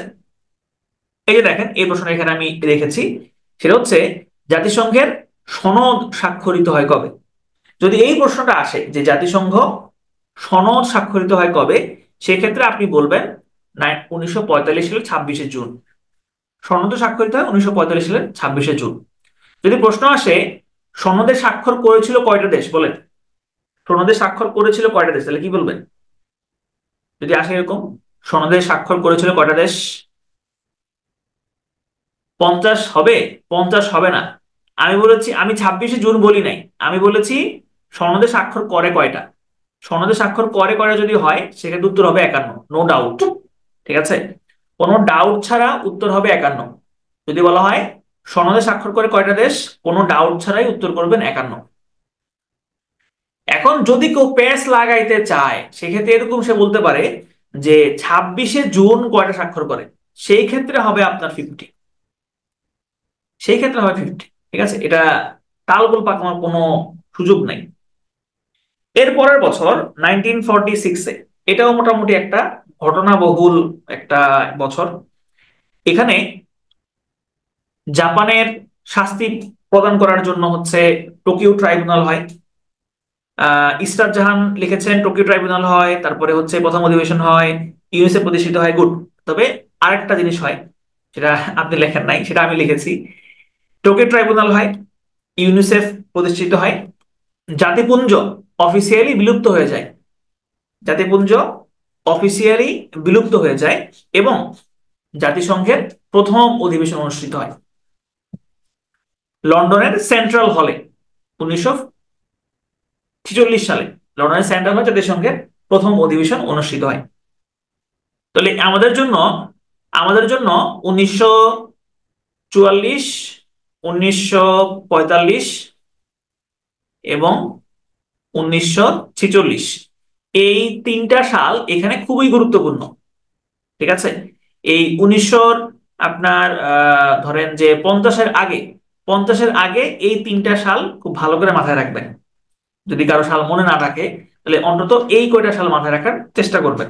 এর পরের বছর 1947, এখন কিন্তু আমরা স্নায়ুযুদ্ধে চলে আসছি। এখন কিন্তু স্নায়ুযুদ্ধ হচ্ছে, স্নায়ুযুদ্ধ কিন্তু শুরু হয়ে গিয়েছে।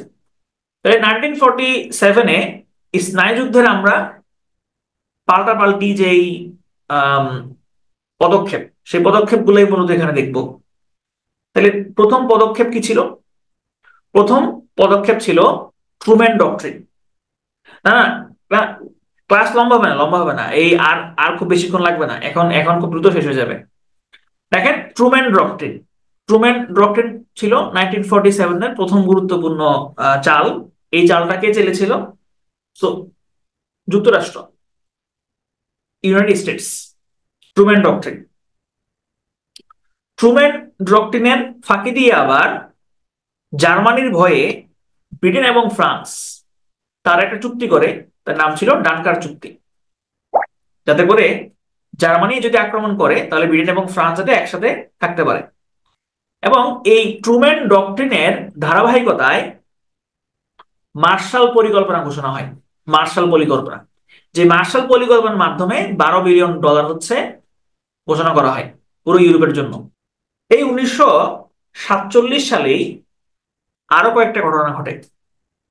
যুক্তরাষ্ট্র যেহেতু মার্শাল প্ল্যান দিয়েছে, তাহলে সোভিয়েত ইউনিয়নেরও তো একটা প্ল্যান দেওয়া লাগবে। তারা কি একটা প্ল্যান দেয়? তারা কি প্ল্যান দেয় বলেন তো, আপনাদের মনে আছে কিনা? তারা কি প্ল্যান দেয়? তা না, কম না, কম না, কম না, আসিফ কবির, হ্যাঁ আপনার নামটা উপরে চলে গেছে। গুড। তারা দেয় হচ্ছে মল্টভ প্ল্যান। তারা দেয় হচ্ছে মল্টভ প্ল্যান। মল্টভ প্ল্যান ঘোষণা করে। এবং এই মল্টভ প্ল্যান ঘোষণা করার পাশাপাশি তারা একটা কমিনফর্ম, কমিউনিস্ট ইনফরমেশন ব্যুরো নামের একটা প্রতিষ্ঠান তৈরি করে। যদি এটা একটা খুব একটা ইম্পর্টেন্ট না, না পড়লেও চলবে, এটা কমিনফর্ম ঘোষণা করে। এবং এর পাশাপাশি দুইটা নতুন রাষ্ট্র পৃথিবীর মানচিত্রে আসে। বলুন তো কোন দুইটা রাষ্ট্র 1947-এ, কোন দুটি রাষ্ট্র পৃথিবীর মানচিত্রে স্বাধীন দেশের স্বীকৃতি পায়? একটা হচ্ছে ইন্ডিয়া। গুড। একটা হচ্ছে ইন্ডিয়া, পাকিস্তান। ইন্ডিয়া এবং হচ্ছে পাকিস্তান। আচ্ছা, আমি আমি দুইটা বলছি না, তাহলে তিনটা বলতে হইতো, আর একটা দেশও আসে, আর একটা দেশও হয়। না, ইন্ডিয়া পাকিস্তান ছাড়া আর একটা দেশও আছে, বলেন তো কোনটা? গুড। এই যে শাকিল বলতে পেরেছেন, শাকিল। ইসরায়েল। সন্ত্রাসী দেশ ইসরায়েল। ইসরায়েলও কিন্তু এই 1947-এই জাতিসংঘের মাধ্যমে, জাতিসংঘের রেজলিউশন 181, জাতিসংঘের রেজলিউশন 181 এর মাধ্যমে, না না না, না 1948-এ না, 1948-এ না, 1947, 1947, 1947 হচ্ছে ইসরায়েল এবং ভারত দুইটাই হচ্ছে প্রতিষ্ঠা পায়। ঠিক আছে। আচ্ছা, এরপরে 1948, এই সালটা খুবই গুরুত্বপূর্ণ একটা সাল। এখানে অনেক ঘটনা ঘটে এবং খুবই ঘটনাবহুল একটা সাল। আপনাদের মনে আছে কিনা, আপনারা হচ্ছে আহ নিরাপত্তার যে ক্লাসটা করেছিলেন, সেখানে 1948-এ একটা কনভেনশন স্বাক্ষর হয়েছিল এবং একটা ডিক্লারেশন স্বাক্ষর হয়েছিল। আপনাদের মনে আছে কিনা? ভারত আগে থেকে ছিল না। ভারত আগে থেকে ছিল, কিন্তু ভারত তো স্বাধীন ছিল না, ভারত তো তখন ব্রিটিশদের অধীনে ছিল। ভারত আগে থেকে ভারত তো বহু আগে থেকে ছিল। হ্যাঁ, একটা হচ্ছে গণহত্যা সনদ, আর একটা ডিক্লারেশন ছিল, বলুন তো কোন ডিক্লারেশনটা, আপনাদের মনে আছে কিনা? কোন declaration? Good, human declaration. Good, আপনাদের মনে আছে, অনেকেরই মনে আছে। তাহলে 1948-এ জেনোসাইড কনভেনশন স্বাক্ষরিত হয়। জেনোসাইড কনভেনশন স্বাক্ষরিত হয়। জেনোসাইড কনভেনশন স্বাক্ষরিত হয় 1948-এ। এবং universal declaration of human rights, UDHR, এটাও কিন্তু স্বাক্ষর হয় 1948-এ। পাশাপাশি ইউনাইটেড নেশনস এর সাথে জড়িত একটা জিনিস প্রতিষ্ঠিত হয়, দেখি আপনাদের কারো মাথায় আসে কিনা। ইউনাইটেড নেশনস এর সাথে জড়িত একটা খুব গুরুত্বপূর্ণ একটা কিছুর যাত্রা শুরু হয়। ইউএনএইচআরসি, না ইউএনএইচআরসি না, ইউএনএইচআরসি না। ইউনিমগ, না ইউনিমগ না, ইউনিমগ তো হচ্ছে বহু পরে। ইউনিমগ তো হচ্ছে 1988-এ। ডাব্লিউএইচও, না ডাব্লিউএইচও না। ইউএনটিএসও, হ্যাঁ, এই যে হামিম ফারহানা মজুমদার হচ্ছে একদম এক্সাক্ট উত্তরটা করতে পেরেছেন। শান্তিরক্ষী mission, UN peace keeping force. UN peace keeping force হচ্ছে প্রতিষ্ঠিত হয় এই 1948-এ। এবং এখান দিয়ে Britain, France, Belgium, Netherlands, Luxembourg তারা মিলে একটা চুক্তিও করে ফেলে, নাম ছিল ব্রাসেলস চুক্তি। এবং এই 1948 প্রথম ভারত পাকিস্তান যুদ্ধ এবং প্রথম আরব ইসরায়েল যুদ্ধ শুরু হয়। প্রথম ভারত পাকিস্তান যুদ্ধ হয়েছিল কি নিয়ে? কাশ্মীর নিয়ে। আর প্রথম আরব ইসরায়েল যুদ্ধ হয়েছিল যখন ইসরায়েলকে জাতিসংঘ দেশ হিসেবে স্বীকৃতি দেয় তখন। আর এই প্রথম Arab Israel যুদ্ধেই UN peace keeping ফোর্সের প্রথম মিশনটা পাঠানো হয়, যার নাম ছিল ইউএন ট্রুস সুপারভিশন অর্গানাইজেশন বা সংক্ষেপে ইউএনটিএসও। এবং এইখানে পরিবেশের সাথে রিলেটেড একটা গুরুত্বপূর্ণ প্রতিষ্ঠানেরও প্রতিষ্ঠা হয়, সেটা হচ্ছে আইইউসিএন, যেটা পরীক্ষাটা একবার আসছে, international union for conservation of nature, IUCN. 1948 সালে একটা ঘটনাবহুল সময়, ঠিক আছে। হ্যাঁ, ফ্রান্সে হচ্ছে এটার হেডকোয়ার্টার। আচ্ছা, এর পরের বছর 1949, 1949 এর সব থেকে গুরুত্বপূর্ণ যে ঘটনা, এখানে সব থেকে গুরুত্বপূর্ণ, এখানে কয়েকটা ঘটনা আছে। একটা হচ্ছে পিআরওসি, পিপলস রিপাবলিক অফ চায়না, পিআরওসি এর যাত্রা শুরু হয়। তারপরে হচ্ছে ন্যাটো প্রতিষ্ঠা হয় 1949-এ। কমেকন, হ্যাঁ একজন অলরেডি বলে ফেলেছেন, ইশরাত জাহান। কমেকন প্রতিষ্ঠিত হয়, Comecon, council for mutual economic assistance, Comecon প্রতিষ্ঠিত হয়। এইখানে একটা কনভেনশনও স্বাক্ষর হয়। বলেন তো কোন কনভেনশন? কোন কনভেনশন বলেন তো? 1949-এ একটা কনভেনশনও হয়। কোন কনভেনশন? Geneva, Geneva convention. এই জেনেভা কনভেনশনটার বিষয়বস্তু কি ছিল আপনাদের মনে আছে কিনা? 1949-এর যে জেনেভা কনভেনশন, এটার বিষয়বস্তু কি ছিল? বিষয়বস্তু ছিল যুদ্ধকালীন আচরণ বিধি। হ্যাঁ, যুদ্ধকালীন আচরণ বিধি ছিল এই কনভেনশনটার বিষয়বস্তু। এবং এটাকে চারটা রেড ক্রস কনভেনশনও কিন্তু বলা হয়।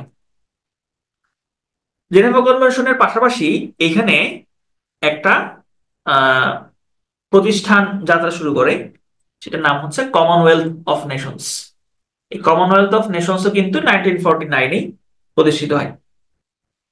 এর পরের বছর 1950, এখানে আমাদের জন্য দুইটা গুরুত্বপূর্ণ তথ্য আছে। এক নম্বর হচ্ছে 1945-এ যে কোরিয়া ভাগ হয়ে গিয়েছিল, এই 1950 থেকে কোরিয়া যুদ্ধ শুরু হয়। এবং এখানে জাতিসংঘের একটা গুরুত্বপূর্ণ সংস্থারও যাত্রা শুরু হয়, সেটা হচ্ছে UNHCR, United Nations High Commissioner for refugees.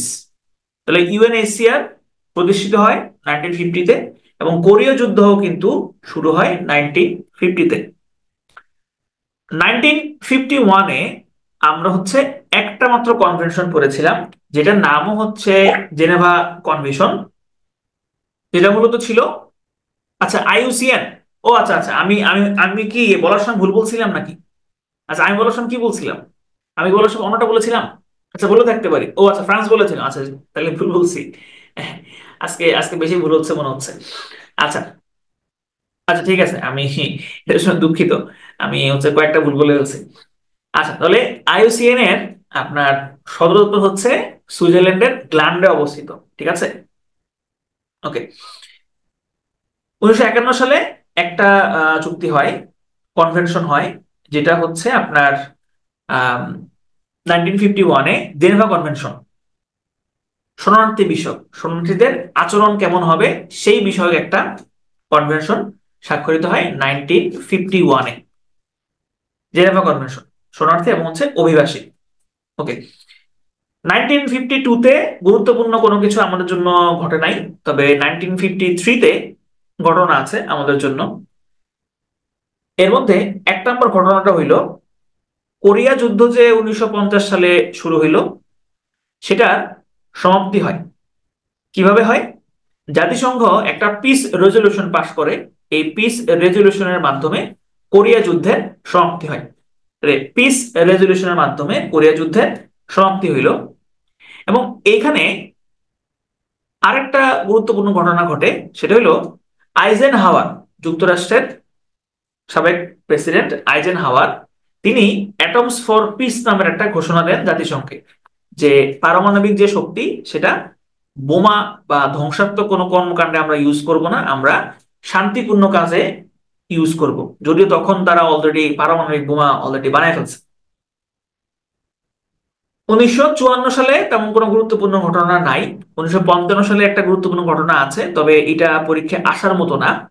সেটা হইলো 1949-এ ন্যাটো প্রতিষ্ঠা করছিল যুক্তরাষ্ট্র এবং তাদের বন্ধু বান্ধব মিলে। এর পাল্টা জবাব হিসেবে সোভিয়েত ইউনিয়ন ওয়ারশো প্রতিষ্ঠা করে 1955-এ, ওয়ারশো ট্রিটি। তো এটা আপনি চাইলে স্কিপ করতে পারেন, ওয়ারশো পরীক্ষাতে আসবে না, পরীক্ষা আসার সম্ভাবনা কম। এর পরের বছর 1956-এ, 1956-এ কিছু গুরুত্বপূর্ণ ঘটনা আছে। এর মধ্যে একটা হইলো যে আইজেন হাওয়ার এই ভদ্রলোক মধ্যপ্রাচ্যে তিনি মার্কিন নীতির ঘোষণা করেন এবং এই নীতিটার নাম দেওয়া হয় আইজেন হাওয়ার মতবাদ। এবং যেখানে বলা হয়েছিল যে মধ্যপ্রাচ্যের স্বার্থ সেটা যুক্তরাষ্ট্রের স্বার্থ, মানে অর্থাৎ মানে একদম কি বলে মানে গায়ে পড়ে যে ভাই তোর স্বার্থ মানে আমার স্বার্থ। এবং এইখানে সুয়েজ খাল নিয়ে একটা ঝামেলা হয়। 1956-এ মিশর সুয়েজ খাল জাতীয়করণ করে, অর্থাৎ সুয়েজ খাল নিজেদের নিয়ন্ত্রণে নিয়ে নেয়। এবং এই জাতীয়করণ নিয়েই হচ্ছে দ্বিতীয় আরব ইসরায়েল যুদ্ধ বাধে। তাহলে দ্বিতীয় আরব ইসরায়েল যুদ্ধের সালটা হচ্ছে 1956। এবং এখানে চীনে তখন আরেকটা ঘটনা ঘটে। চীনে হচ্ছে আমাদের মাও সেতুং ভাই, মাও সেতুং ভাই তিনি একটা নীতি ঘোষণা করেন। সেই নীতিটার নাম ছিল শত ফুল ফুটতে দাও, তাও কিন্তু 1956-এ। 1957 সালে একটাই গুরুত্বপূর্ণ ঘটনা, সেটা হচ্ছে ইন্টারন্যাশনাল অ্যাটমিক এনার্জি এজেন্সি বা IAEA প্রতিষ্ঠিত হয়, যেটার সদর দপ্তর হচ্ছে অস্ট্রিয়ার ভিয়েনাতে অবস্থিত। অস্ট্রিয়ার ভিয়েনাতে অবস্থিত। 1960 সালে, 57, 58, 58, 59 খুব একটা গুরুত্বপূর্ণ না, তেমন কিছু ঘটে নাই, মানে আমাদের পরীক্ষার আসার মধ্যে তেমন কিছু গুরুত্বপূর্ণ জিনিস ঘটে নাই। 1960-এ প্রতিষ্ঠিত হয় হচ্ছে ওপেক।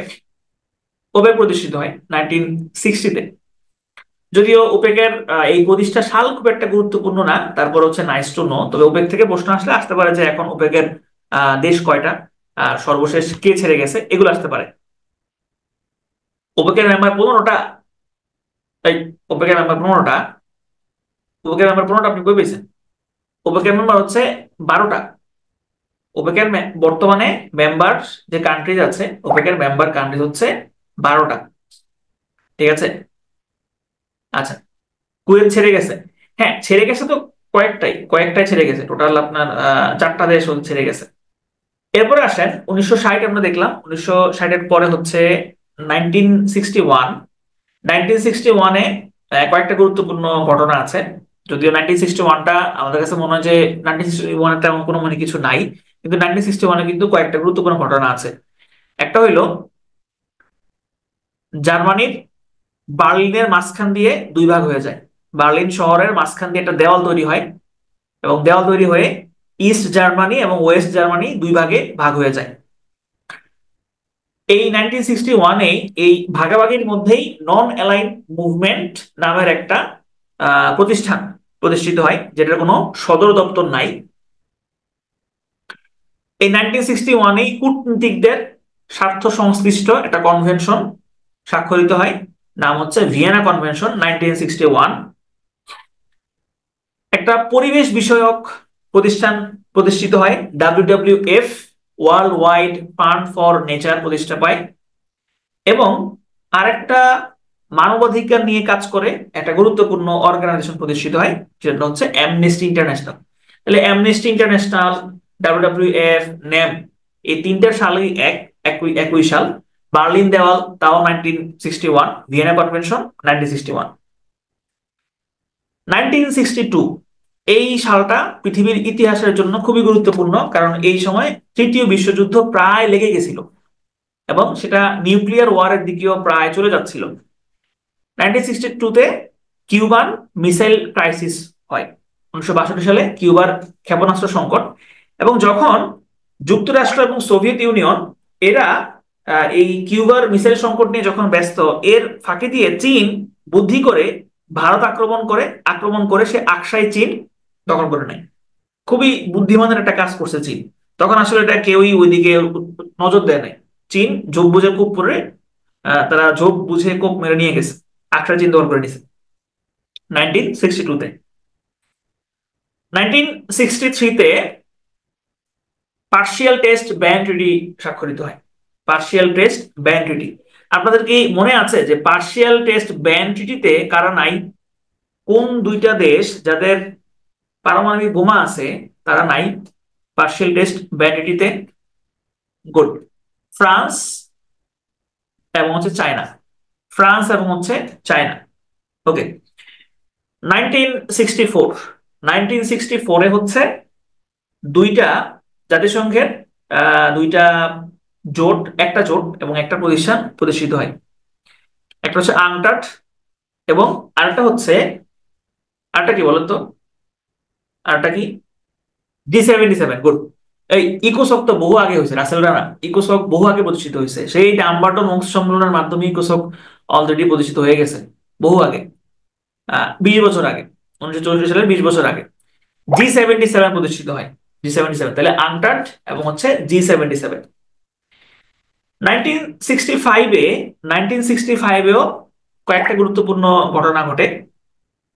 এর মধ্যে একটা হইল নিরাপত্তা পরিষদের সদস্য 11 থেকে 15-তে উত্তীর্ণ করা হয়। শুরুতে যখন নিরাপত্তা পরিষদ তৈরি হয় তখন স্থায়ী ছিল 5টা, অস্থায়ী ছিল 6টা, টোটাল ছিল 11টা। 1965 সালে অস্থায়ী যে সদস্য আছে তাদের সংখ্যা 4টা করে বাড়ানো হয়, টোটাল হয় হচ্ছে 15। ওকে। এইখানে হ্যাঁ, একজন অলরেডি পড়ে ফেলেছেন। ইউএনডিপি প্রতিষ্ঠিত হয়, ইউনাইটেড নেশনস ডেভেলপমেন্ট প্রোগ্রাম প্রতিষ্ঠিত হয় এবং ভারত পাকিস্তানের তৃতীয় যুদ্ধ হয়।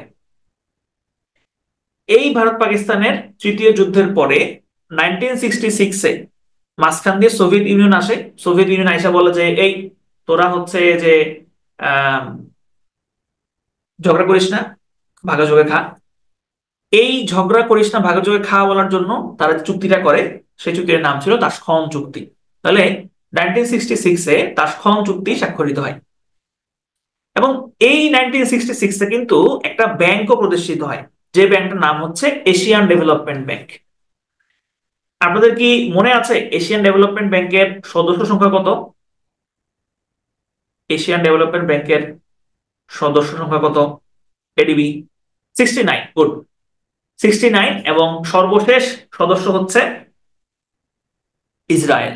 এই 1966-এ চীনে কিন্তু আরেকটা গুরুত্বপূর্ণ ঘটনা ঘটে যাচ্ছিল, আমাদের মাও সেতুং ভাই সেটা করাচ্ছিলেন। সেটা হচ্ছে সাংস্কৃতিক বিপ্লব। যখন তার গ্রেট লিপ ফরওয়ার্ড এটা যখন ফেল করলো, শতফুল ফুটতে দাও নীতি যখন ফেল করলো, তারপরে হচ্ছে যে গ্রেট লিপ ফরওয়ার্ড যখন ফেল করলো, শতফুল ফুটতে দাও নীতি ফেল করে নাই, ফেল করেছিল গ্রেট লিপ ফরওয়ার্ড, যে 4 পেস্ট অভিযান ছিল। তো এগুলো নিয়ে যখন তার অবস্থা খারাপ, তখন তিনি একটা নতুন বিপ্লব শুরু করলেন যেটার নাম ছিল সাংস্কৃতিক বিপ্লব। 1967-এ এইখানেও গুরুত্বপূর্ণ দুইটা ঘটনা ঘটে আমাদের পরীক্ষা আসার মতো। সেটা হইল আসিয়ান প্রতিষ্ঠিত হয়। আসিয়ান প্রতিষ্ঠিত হয় ব্যাংকক ডিক্লারেশনের মাধ্যমে। ব্যাংকক ডিক্লারেশনের মাধ্যমে আসিয়ান প্রতিষ্ঠিত হয়, যার বর্তমান সদস্য হচ্ছে 10টা। পূর্ব তিমুর যোগ দেওয়ার কথা ছিল কিন্তু তারা যোগ দেয় নাই। সদস্য হচ্ছে 10টা, হেডকোয়ার্টার হচ্ছে ইন্দোনেশিয়ার জাকার্তা। তাহলে আসিয়ান প্রতিষ্ঠিত হয় 10টা দেশ নিয়ে। তৎকালীন সমস্ত 10টা দেশ ছিল না, এখন টোটাল মেম্বার্স হচ্ছে 10টা। এবং তৃতীয় আরব ইসরায়েল যুদ্ধ হয়। তৃতীয় আরব ইসরায়েল যুদ্ধ হয়, যেটার স্থায়িত্বকাল ছিল 6 ডেজ লং। 6 ডেজ লং তৃতীয় আরব ইসরায়েল যুদ্ধ হয়। 1968-এ পারমাণবিক অস্ত্র নিয়ে একটা চুক্তি স্বাক্ষর হয়, যেটার নাম ছিল নিউক্লিয়ার নন প্রলিফারেশন ট্রিটি বা সংক্ষেপে এনপিটি, পারমাণবিক অস্ত্র বিস্তার রোধ চুক্তি। 1969-এ 1969-এ হচ্ছে আইএমএফ এর স্পেশাল ড্রয়িং রাইটস স্বাক্ষরিত হয় এবং অর্গানাইজেশন অফ ইসলামিক ইসলামিক কি, আমি হঠাৎ করে ভুলে গেছি, অর্গানাইজেশন অফ ইসলামিক কোঅপারেশন। আমি আমার আমার মাথায় কান্ট্রিজ আসতেছিল। Organisation of Islamic Cooperation, OIC, OIC কিন্তু প্রতিষ্ঠিত হয় 1969-এ। এবং বাংলাদেশে তখন কি চলছে? বাংলাদেশে তখন চলছে গণ অভ্যুত্থান, 69-এর গণ অভ্যুত্থান চলছে। আচ্ছা, দেখি আপনাদের মাথায় আছে কিনা বলেন। ট্রুম্যান ডক্ট্রিন কবে ঘোষণা করা হয়? এক্সাক্ট সালটা বলেন। ট্রুম্যান ডক্ট্রিন কবে ঘোষিত হয়? এক্সাক্ট সালটা আমাকে বলেন। Truman doctrine 1947। গুড। 1947 হচ্ছে ট্রুম্যান ডক্ট্রিন ঘোষিত হয়। গুড। 1971 খুবই ঘটনাবহুল একটা বছর। 1971 আমাদের জন্য তো বিশাল ঘটনাবহুল একটা বছর, এবং এটা নিয়ে আমাদের প্রচুর পড়াশোনা করতে হয়। 1971 আমরা এই বছর স্বাধীন হই, বিজয় অর্জন করি, নতুন একটা দেশ আমরা পাই। হ্যাঁ, এই যে একজন অলরেডি বলে ফেলেছেন পিং পং। তাহলে 1971-এ পিং পং এরও আগে যেটা ঘটে সেটা হলো তাইওয়ান জাতিসংঘ থেকে রাগ করে চলে যায়। তাইওয়ান জাতিসংঘ থেকে রাগ করে হচ্ছে তারা চলে যায়। এবং এই চলে যাওয়ার পরে হচ্ছে এখানে এখানে ঢুকে কে, ঢুকে হচ্ছে পিআরওসি। পিআরওসি, পিপলস রিপাবলিক অফ চায়না, অর্থাৎ বড় চায়না। বড় চায়না যেটা আছে তারা হচ্ছে কি হয়, তারা হচ্ছে এই জাতিসংঘে ঢুকে যায়। আচ্ছা, এরপরে হইলো 1971-এ কি হইলো তাহলে? 1971-এ হচ্ছে আসিফ কবির শান্ত বলেছেন যে কুয়েত স্বাধীন হয়। কুয়েত স্বাধীন হয় কবে আমি আসলে এক্স্যাক্টলি জানি না। তবে হচ্ছে আমার মনে হয় সালটা 1971 না, সালটা হচ্ছে আপনার মেবি 1962-63 এর আশেপাশে। আমি শিওর না, মানে আমার আমার যতটুকু মনে আছে আর কি। আচ্ছা, তাহলে এরপরে আসেন 1971-এ আর কি ঘটলো। হ্যাঁ, এই যে আরেকজন বলেছেন গ্রিন পিস ইস্টাবলিশ হয়। গুড, আপনাদের মনে আছে। তাহলে 1971-এ পিং পং ডিপ্লোমেসি হয়। পিং পং ডিপ্লোমেসির মাধ্যমে কি হয়? বিপ্লব ডিপ্লোমেসির মাধ্যমে ইউএসএ এবং পিআরওসি এই দুজনের মধ্যে সম্পর্ক স্বাভাবিক হয়। সম্পর্ক স্বাভাবিক হয় ইউএসএ এবং হচ্ছে পিআরওসির মধ্যে। এই 1971-এ গ্রিন পিস প্রতিষ্ঠিত হয়। এই 1971-এ একটা কনভেনশন হয়। কোন কনভেনশন বলেন তো? 1971-এ একটা কনভেনশন হয়। কোন কনভেনশন বলেন তো? 1971-এ Ramsar convention. Good. Ramsar convention স্বাক্ষরিত হয়। এবং আপনাদেরকে আমি স্লাইডে যেটা পড়াই নাই সেটা হচ্ছে world economic forum. World economic forum প্রতিষ্ঠিত হয় এই 1971-এ।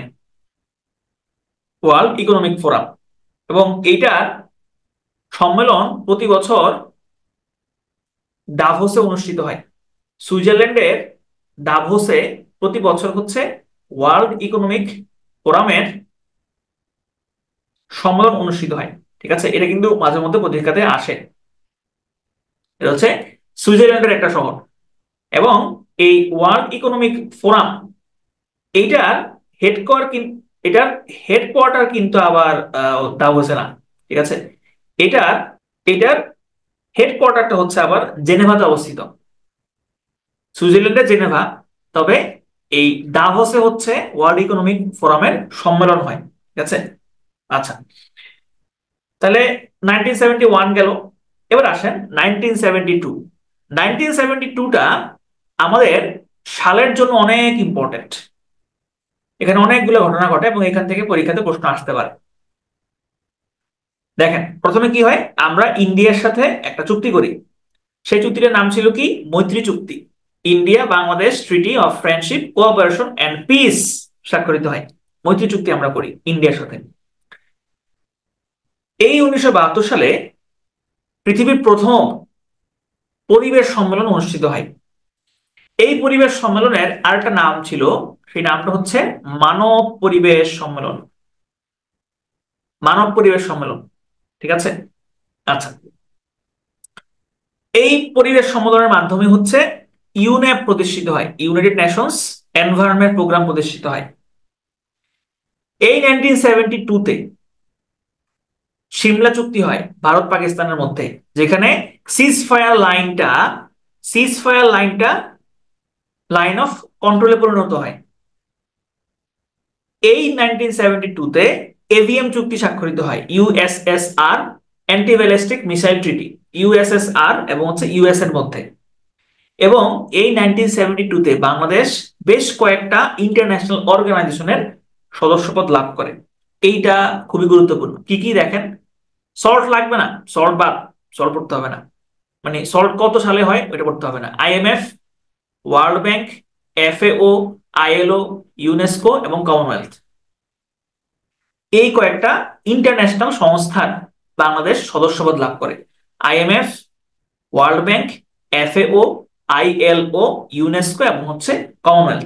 1973-তে 1973-তে চতুর্থ আরব ইসরায়েল হয়, চতুর্থ আরব ইসরায়েল যুদ্ধ হয়। এবং এই চতুর্থ আরব ইসরায়েল যুদ্ধে কিন্তু আরব যে দেশগুলো আছে সেই দেশগুলো তেল অবরোধ প্রয়োগ করে, তেল অস্ত্র, ঠিক আছে, তেল অস্ত্র। ক্যাম্প ডেভিড চুক্তি, ক্যাম্প ডেভিড চুক্তি কবে বলুন তো? ক্যাম্প ডেভিড চুক্তিটা কবে? 1978, 73 না, ক্যাম্প ডেভিড চুক্তি হচ্ছে 1978। আচ্ছা তাহলে দেখেন 1973 তাহলে কি হইলো? 1973-তে হচ্ছে শাহরিয়ার হাসান, অসলো, অসলো 1973 না, অসলো হয়েছে 1973 এর 20 বছর পরে, অসলো 1973 না। আচ্ছা দেখেন 1973 তাইলে তেল অবরোধ হইলো। এরপরে কি হইলো? প্যারিস পিস অ্যাকর্ড হয়, প্যারিস পিস অ্যাকর্ড হয়। এবং এখানে কি হয়? যুক্তরাষ্ট্র এবং ভিয়েতনামে যুদ্ধের সমাপ্তি হয়, যুক্তরাষ্ট্র এবং ভিয়েতনামের যুদ্ধের সমাপ্তি হয় হচ্ছে এই প্যারিস পিস অ্যাকর্ডের মাধ্যমে। 1973-তে বাংলাদেশের জন্য গুরুত্বপূর্ণ যে কারণে বা পরীক্ষাতে যে কারণে আসতে পারে ইন্টারন্যাশনালে, সেটা হলো 1973-তে বাংলাদেশ ন্যামের সদস্যপদ লাভ করে, নন অ্যালাইড মুভমেন্টের সদস্যপদ লাভ করে 1973-তে। এবং এই 1973-তে আফগানিস্তানে রাজতন্ত্রের বিলোপ হয়, একটা সামরিক অভ্যুত্থান হয় আফগানিস্তানে, এবং এই অভ্যুত্থানের মাধ্যমে আফগানিস্তানের রাজতন্ত্রের শেষ হয়। 1974-এ এটা পুরো সালটাই হচ্ছে বাংলাদেশের জন্য গুরুত্বপূর্ণ, বাংলাদেশ রিলেটেড। কেন? বাংলাদেশ জাতিসংঘের সদস্যপদ লাভ করে, বাংলাদেশ ওআইসির সদস্যপদ লাভ করে, এবং ছিটমহল বিনিময় চুক্তি হয়, ছিটমহল বিনিময় চুক্তি হয়। এটাকে সীমান্ত চুক্তি বলা হয়, এটাকে মুজিব ইন্দিরা চুক্তিও বলা হয়। তাহলে এই তিনটাই হচ্ছে বাংলাদেশের প্রেক্ষিতে গুরুত্বপূর্ণ। 1975 এটাও বাংলাদেশের প্রেক্ষিতে গুরুত্বপূর্ণ একটা, সেটা হলো যে বাংলাদেশ এই 1975-এ হচ্ছে এলডিসি ভুক্ত হয়, বাংলাদেশ 1975-এ এলডিসি ভুক্ত হয়। এটা একটু আপনারা কারেকশন করে নেন। আমার কোন একটা স্লাইডে আমি বলেছিলাম 1976, কোনটা স্লাইডে আমি বলেছিলাম 1976, এটা ভুল হবে। এটার এক্সাক্ট ডেটটা হচ্ছে 1975, আমি একটু ঘাটাঘাটি করেছি, আমি ঘাটাঘাটি করে যেটা পেলাম সেটা হচ্ছে এটা 1975 হবে। আমি এটা স্লাইডে আপডেট করে দিব। এবং আলজিয়ার্স চুক্তি, আলজিয়ার্স চুক্তি হয় ইরাক এবং ইরানের মধ্যে শাতিল আরব নিয়ে ঝামেলা চলতেছিল, সেই ঝামেলা মেটানোর জন্য হচ্ছে শাতিল আরব চুক্তি হয় 1977। হ্যাঁ এটা হচ্ছে আলজিয়ার্স চুক্তি, আলজিয়ার্স চুক্তি স্বাক্ষরিত হয় 1977। এখানে একটা গুরুত্বপূর্ণ জিনিস সেটা হলো green belt movement. Green belt movement হচ্ছে কেনিয়ার ওয়াইনগেরি মাথাই নামের একজন ভদ্র মহিলা, উনি এই মুভমেন্টটা, এটা একটা প্রতিষ্ঠান, তার এই প্রতিষ্ঠানের নামই হচ্ছে গ্রিন বেল্ট মুভমেন্ট। এবং এটা তারা কেনিয়াতে রিফরেস্টেশন, জনগণকে বিভিন্ন এনভায়রনমেন্টাল জিনিসগুলোতে সচেতন করা, এই জিনিসগুলো নিয়ে মূলত এই গ্রিন বেল্ট মুভমেন্ট কাজ করে। এবং এটার জন্য কিন্তু ওয়াঙ্গেরি মাথাই তিনি কিন্তু নোবেল পুরস্কার পেয়েছেন। 1978, এখানে 1978-এ একটা জিনিস বাদ পড়েছে, সেটা হচ্ছে ক্যাম্প ডেভিড চুক্তি। ক্যাম্প ডেভিড ট্রিটি, এটা হচ্ছে 1978। ক্যাম্প ডেভিড ট্রিটি 1978। 1978 থেকে 1979 এই সময়কালটাতে ইরানে ইসলামী বিপ্লব হয়, এবং ইসলামী বিপ্লবটা শুরু হয় 1978 সালে, শেষ হয় 1979 সালে।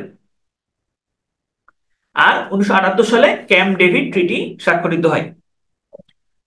ক্যাম্প ডেভিড ট্রিটি কার মধ্যে স্বাক্ষরিত হয়? মিশর, ইজিপ্ট ইজিপ্ট এবং হচ্ছে ইসরায়েল। 1979, 1979-এ বাংলাদেশ ইউনাইটেড পিস কিপিং ফোর্সের সদস্য হয় 1979 সালে। এছাড়াও এখানে একটা সনদ স্বাক্ষরিত হয়, সেই সনদটার নাম হচ্ছে সিরো। সিরো সনদ স্বাক্ষরিত হয় এবং গৃহীত হয়।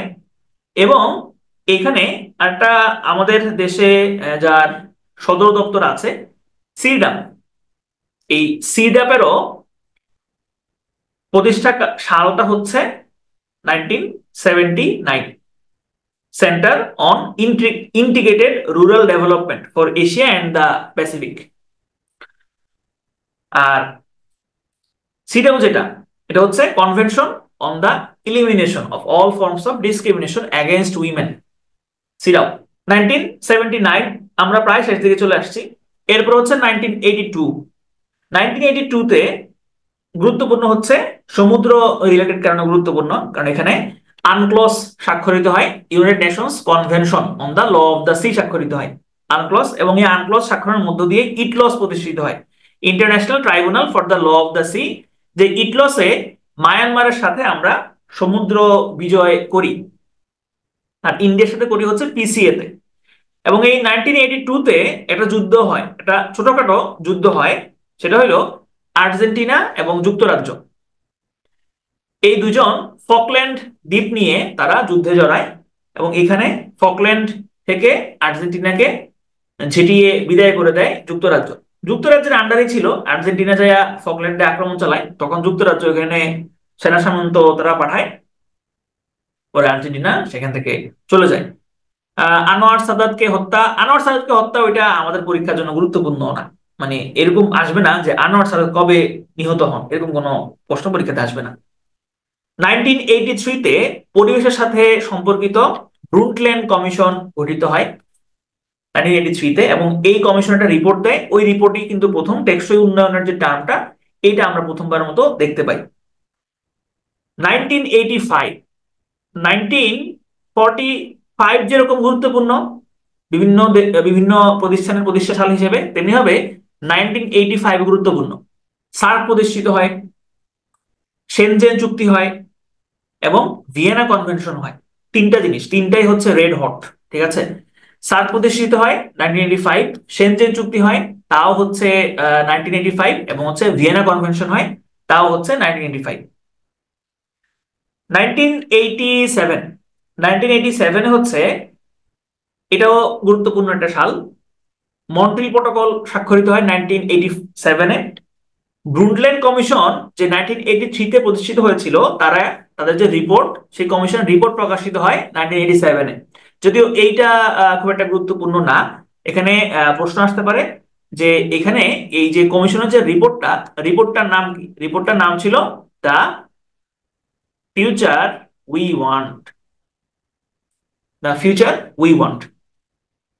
এবং এই 1987-এই প্যালেস্টাইনের সংগ্রামী মানুষরা প্রথম ইন্তিফাদার সূচনা করে। ইন্তিফাদা মানে হচ্ছে গণজাগরণ, ঠিক আছে। প্রথম ইন্তিফাদার সূচনা করা হচ্ছে এই 1987-এ। 1988 আওয়ার কমন ফিউচার, হ্যাঁ হ্যাঁ হ্যাঁ হ্যাঁ, সরি, এটা কি আওয়ার কমন ফিউচার নাকি দা ফিউচার উই ওয়ান্ট? আচ্ছা, এটা একটু আপনারা দেখে নিন, আমি আজকে কয়েকটা জিনিস তালগোল পাকিয়ে ফেলছি। হ্যাঁ, দা ফিউচার উই ওয়ান্ট হবে না, এটা হচ্ছে আওয়ার কমন ফিউচার হবে। হ্যাঁ, থ্যাংক ইউ ভেরি মাচ। আচ্ছা, এরপরে আসেন 1988। 1988-এ কি হয়? 1988-এ হচ্ছে আপনার এটা বাংলাদেশের জন্য গুরুত্বপূর্ণ, কারণ বাংলাদেশ প্রথম শান্তিরক্ষী মিশনে প্রথম অংশগ্রহণ করে এই 1988-এ। এবং এইখানে ওয়ার্ল্ড ব্যাংকের একটা উইং, ওয়ার্ল্ড ব্যাংকের একটা প্রতিষ্ঠান প্রতিষ্ঠিত হয়, মিগা। এই একটা মাত্র প্রতিষ্ঠানেরই প্রতিষ্ঠা সাল করতে বলেছিলাম। জাতিসংঘের জাতিসংঘ না, ওয়ার্ল্ড ব্যাংকের আন্ডারে যেই পাঁচটা, ওয়ার্ল্ড ব্যাংকের আন্ডারে না, আসলে ওয়ার্ল্ড ব্যাংক যেই পাঁচটা উইং নিয়ে গঠিত সেগুলোর মধ্যে এটা হচ্ছে সর্বশেষ wing. 1988 multi lateral investment guarantee agency. Multilateral investment guarantee agency, তারা হচ্ছে গ্যারান্টি প্রদান করে। এবং এই মিগার সদস্য সংখ্যা সদস্য সংখ্যা হচ্ছে 182। বর্তমানে সদস্য সংখ্যা হচ্ছে 182 এবং এটা প্রতিষ্ঠিত হয় 1988-এ। 1989 স্নায়ুযুদ্ধের অবসান হয়। স্নায়ুযুদ্ধ শেষ হয়ে যায়। যুক্তরাষ্ট্র এবং হচ্ছে যুক্ত যুক্তরাষ্ট্র এবং সোভিয়েত ইউনিয়ন দুজনেই ঘোষণা দেয় যে আমরা এখন আর কোল্ড ওয়ারের মধ্যে নাই, কোল্ড ওয়ার শেষ। এরপরে আছে হলো Convention on the Rights of the Child, CRC. UNICEF কর্তৃক একটা কনভেনশন স্বাক্ষরিত হয় শিশুদের নিয়ে একটা কনভেনশন স্বাক্ষরিত হয়, নাম হচ্ছে CRC, convention on the rights of the child. এবং হ্যাঁ, এই যে ইস্টার জাহান বলেছেন, খুব সুন্দর একটা পয়েন্ট, সেটা হচ্ছে বার্লিন দেওয়াল ভেঙে ফেলা হয়। 1961-এ যে দেয়ালটা গড়ে তোলা হয়েছিল সেই দেয়ালটা 1989 সালে ভেঙে ফেলা হয়। 1990 থেকে 1991 এই 2 বছর বা এই 2টা বছরে ছিল হচ্ছে উপসাগরীয় যুদ্ধ বা গালফ ওয়ারের সময়। এই উপসাগরীয় যুদ্ধে কি হয়, এই সালটা ছিল 1990-তে শুরু হয়, 1991-তে শেষ হয়। এবং এই 1990-তেই কিন্তু দুই জার্মানি আনুষ্ঠানিকভাবে এক হয়। অর্থাৎ 1989 সালে হচ্ছে বার্লিন দেওয়ালটা ভেঙে ফেলা হয় এবং 1990 সালে হচ্ছে দুই জার্মানি অফিসিয়ালি এক হয়। এবং 1991 সালে হচ্ছে সোভিয়েত ইউনিয়ন ভেঙে ভেঙে কয় টুকরা হয়? সোভিয়েত ইউনিয়ন ভেঙে কয় টুকরা হয়? 15 পার্টস। গুড, 15 পার্টস হয়। সোভিয়েত ইউনিয়ন ভেঙে হচ্ছে 15 টুকরা হয়ে যায়। 1992 এটা হচ্ছে আমাদের পরিবেশের জন্য খুবই গুরুত্বপূর্ণ একটা বছর। এখানে প্রথম ধরিত্রী সম্মেলন হয়, Rio summit.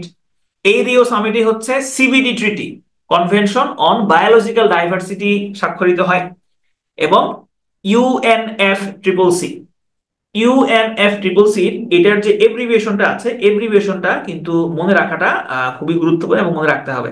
United Nations framework convention on climate change, ঠিক আছে।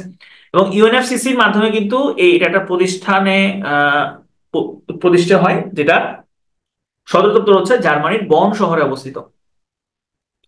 তাহলে 1992 সালে ইউএনএফ ট্রিপল সি স্বাক্ষরিত হয়েছিল। এবং আরেকটা দেশও কিন্তু ভেঙে যায়। বলুন তো কোন দেশটা ভেঙে যায় এই 1992-তে? কোন দেশটা ভেঙে যায় 1992-তে? কোন দেশটা ভেঙে যায় মনে আছে কিনা? যুগোস্লাভিয়া। গুড, যুগোস্লাভিয়া হচ্ছে ভেঙে যায়। যুগোস্লাভিয়া ভেঙে এখন বর্তমানে হচ্ছে আপনার টোটাল কটা দেশ তৈরি হয় বলতো? যুগোস্লাভিয়া ভেঙে কটা দেশ তৈরি হয়? যুগোস্লাভিয়া ভেঙে কটা দেশ তৈরি হয়? 7টা।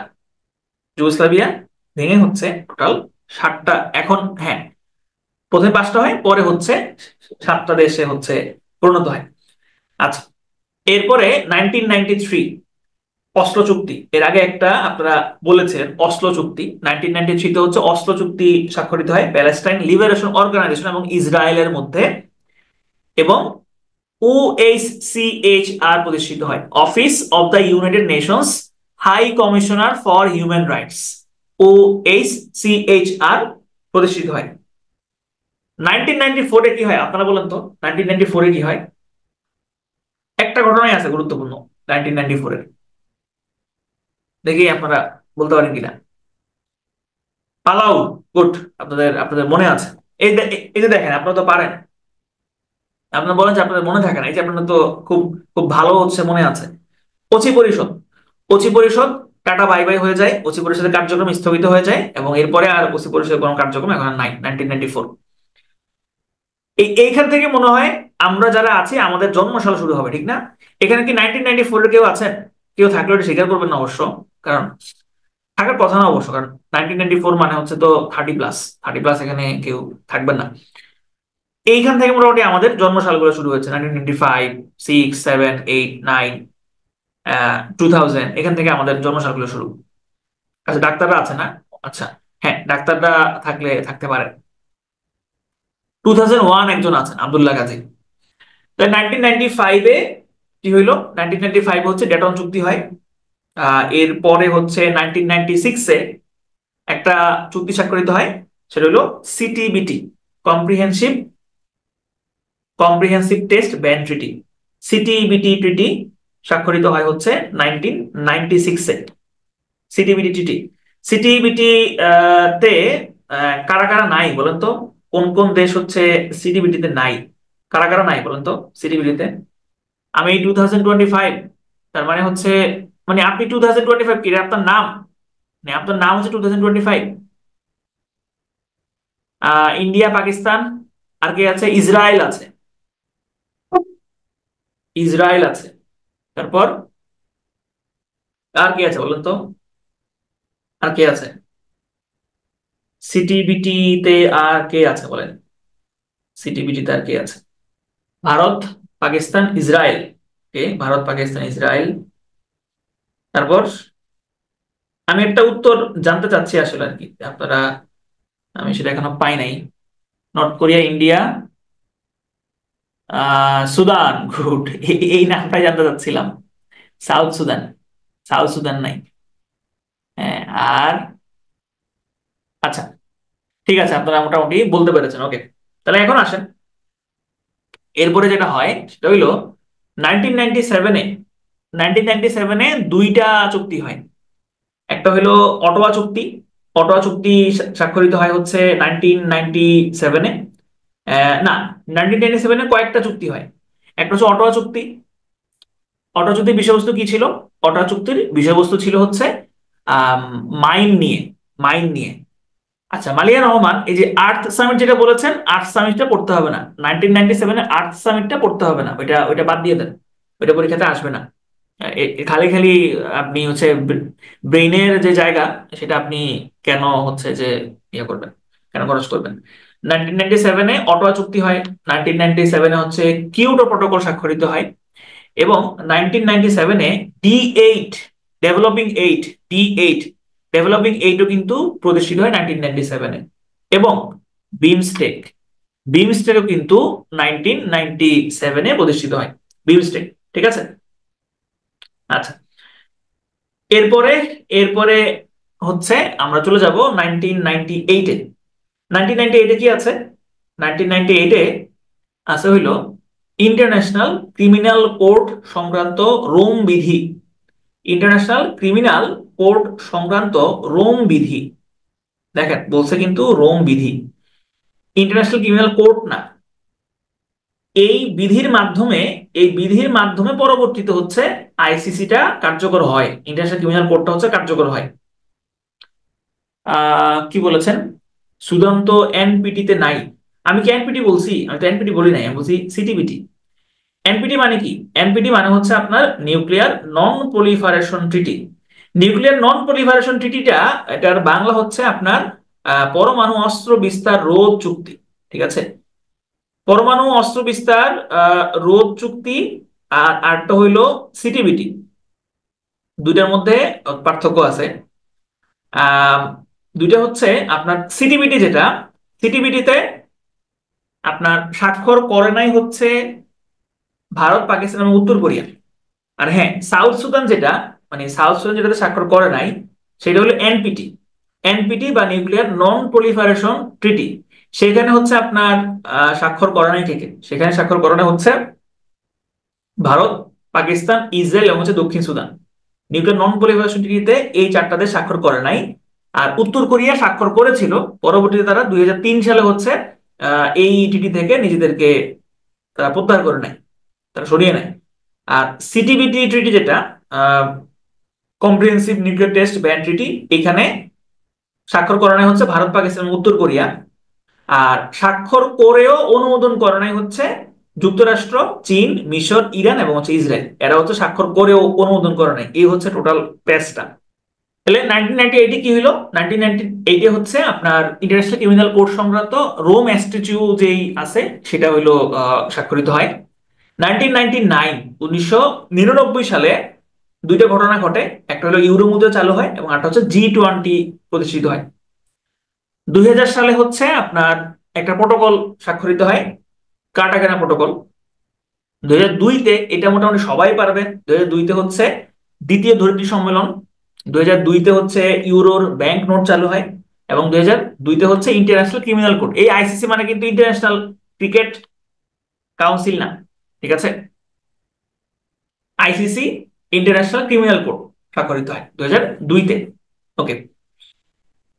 2006, 2006-এ হচ্ছে জাতিসংঘের হিউম্যান রাইটস কাউন্সিল, জাতিসংঘের হিউম্যান রাইটস কাউন্সিল প্রতিষ্ঠিত হয়। দেখেন এখানে কিন্তু আরেকটা কাউন্সিল আছে, সেটা হচ্ছে আইএসআরসি। আইএসআরসি নামে কিন্তু একটা হিউম্যান রাইটস কাউন্সিল আছে, সেটা হচ্ছে ইন্টারন্যাশনাল হিউম্যান রাইটস কাউন্সিল, বুঝছেন? এই ইন্টারন্যাশনাল হিউম্যান রাইটস কাউন্সিল এবং হচ্ছে জাতিসংঘের যে হিউম্যান রাইটস কাউন্সিল, দুইটা কিন্তু ভিন্ন ভিন্ন, দুইটার মধ্যে কিন্তু হচ্ছে পার্থক্য আছে, ঠিক আছে? এই যে আইএসআরসি, এটার সদর দপ্তর হচ্ছে জুরিক, এটা সদর দপ্তর হচ্ছে সুইজারল্যান্ডের জুরিখে অবস্থিত। আর এই যে ইউএনএইচআরসি, এটা তো হচ্ছে নিউ ইয়র্কেই অবস্থিত। 2006 সালে ইউএনএইচআরসি এসআরসি প্রতিষ্ঠিত হয় এবং এখানে আরেকটা কনভেনশন স্বাক্ষরিত হয় 2006 সালে, সেটা হলো ICPPED, international convention for the protection of all persons from enforce disappearance, গুম বিরোধী সনদ। আমরা একদম শেষ দিকে চলে আসছি। 2010 এখানে একটা প্রোটোকল স্বাক্ষরিত হয়, নাগোয়া প্রোটোকল, বন্যপ্রাণী সংরক্ষণ বিষয়ক প্রোটোকল, এবং হচ্ছে নিউ স্টার্ট, যেটা স্বাক্ষরিত হয় 2010-এ, কিন্তু মেয়াদটা শুরু হয়েছিল কিন্তু 2011-তে। 2012 তৃতীয় ধরিত্রী সম্মেলন বা হচ্ছে Rio+20, সাথে হচ্ছে দ্বিতীয় টেকসই উন্নয়ন সম্মেলন 2012। 2014, হচ্ছে কি হয়, রাশিয়া ক্রিমিয়া দখল করে নেয়। 2015-তে হচ্ছে জাতিসংঘ থেকে SDGs, সাস্টেনেবল ডেভেলপমেন্ট গোলস অনুমোদন লাভ করে। জাতিসংঘের কততম অধিবেশনে বলেন তো? SDG অনুমোদন লাভ করে জাতিসংঘের কততম অধিবেশনে? ইরানের পরমাণু চুক্তি, ওইটা অতটা গুরুত্বপূর্ণ না, এই কারণে এটা এখানে রাখি নাই। দেখেন না, ওটা তো আমি স্লাইডেও রাখি নাই। ইরানের পরমাণু চুক্তি ওইটা আপনার সাম্প্রতিক হিসেবে গুরুত্বপূর্ণ ছিল, এখন আর ওইটা গুরুত্বপূর্ণ না। SDGs কততম অধিবেশনে অনুমোদন লাভ করে? হ্যাঁ, গুড, 70 না, 73 না, 73 না, 70, 70তম অধিবেশন। রেজলিউশন নাম্বার ছিল 70/1। 2016, 2016-তে হচ্ছে প্যারিস ক্লাইমেট এগ্রিমেন্ট চুক্তি স্বাক্ষর হয়, জলবায়ু চুক্তি স্বাক্ষরিত হয়। 1988 কনফিউজ হয়ে যায়, মানে আইসিজে আর আইসিসি নিয়ে। আইসিজে 1945 ইসি হয় না, তারপরে এই আইসিজে সনদ থেকে তারপর আইসিসি হয় না। ইরশাদ জাহান, আমি আপনাকে ব্যাপারটা বলি। দেখেন আইসিজে এটা হচ্ছে ইন্টারন্যাশনাল কোর্ট অফ জাস্টিস, আন্তর্জাতিক আদালত। তো ওই যে দ্বিতীয় বিশ্বযুদ্ধের পরে আমরা দেখলাম যে টোকিও ট্রাইব্যুনাল এবং নুরেমবার্গ ট্রাইব্যুনাল হইল। তার মানে হচ্ছে তখন যুদ্ধ অপরাধের বিচার করার জন্য বা এই যে মানবতা বিরোধী যেসব অপরাধ হয় তাদের বিচার করার জন্য আলাদা করে কোনো ট্রাইব্যুনাল ছিল না। কারণ দেখেন আইসিজে প্রতিষ্ঠিত হয় কবে? আইসিজে প্রতিষ্ঠিত হয় 1945-এ এবং এটা হচ্ছে জাতিসংঘের একটা অঙ্গ। এবং তখনও পর্যন্ত কিন্তু গণহত্যা সনদ হয় নাই। 1948-এ হচ্ছে গণহত্যা সনদ হয়, জেনোসাইড কনভেনশন হয়।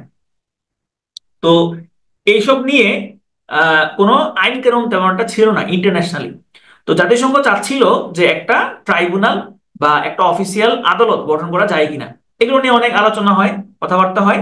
পরবর্তীতে 1998 সালে রোম স্ট্যাচু বা রোম বিধি নামে একটা বিধি অনুমোদন দেয় হচ্ছে জাতিসংঘ।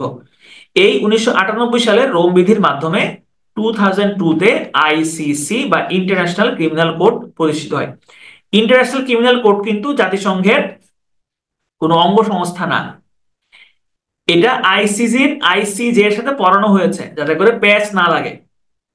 আইসিজে এটার বিচারক সংখ্যা হচ্ছে 15, আর আইসিসি এটার বিচারক সংখ্যা হচ্ছে 18। 18 জনের মধ্যে 11 জন পুরুষ, 7 জন হচ্ছে মহিলা, ঠিক আছে? দুইটার মধ্যে ডিস্টিংক্ট আছে, দুইটার মধ্যে ডিফারেন্স, ডিস্টিংক্ট পার্থক্য আছে। 2017 টিপি অ্যান্ড ডাব্লিউ চুক্তি স্বাক্ষরিত হয়, ট্রিটি on the prohibition of nuclear weapons. 2017, আমরা এই 2017 পর্যন্ত মোটামুটি থাকবো। এরপরে যে সালগুলো আছে ওগুলা হচ্ছে সাম্প্রতিকের মধ্যে চলে আসবে মোটামুটি। এই যে COP21, না COP21 সাল ইম্পর্টেন্ট না, COP21 এর সাল ইম্পর্টেন্ট না, না বললেও চলবে।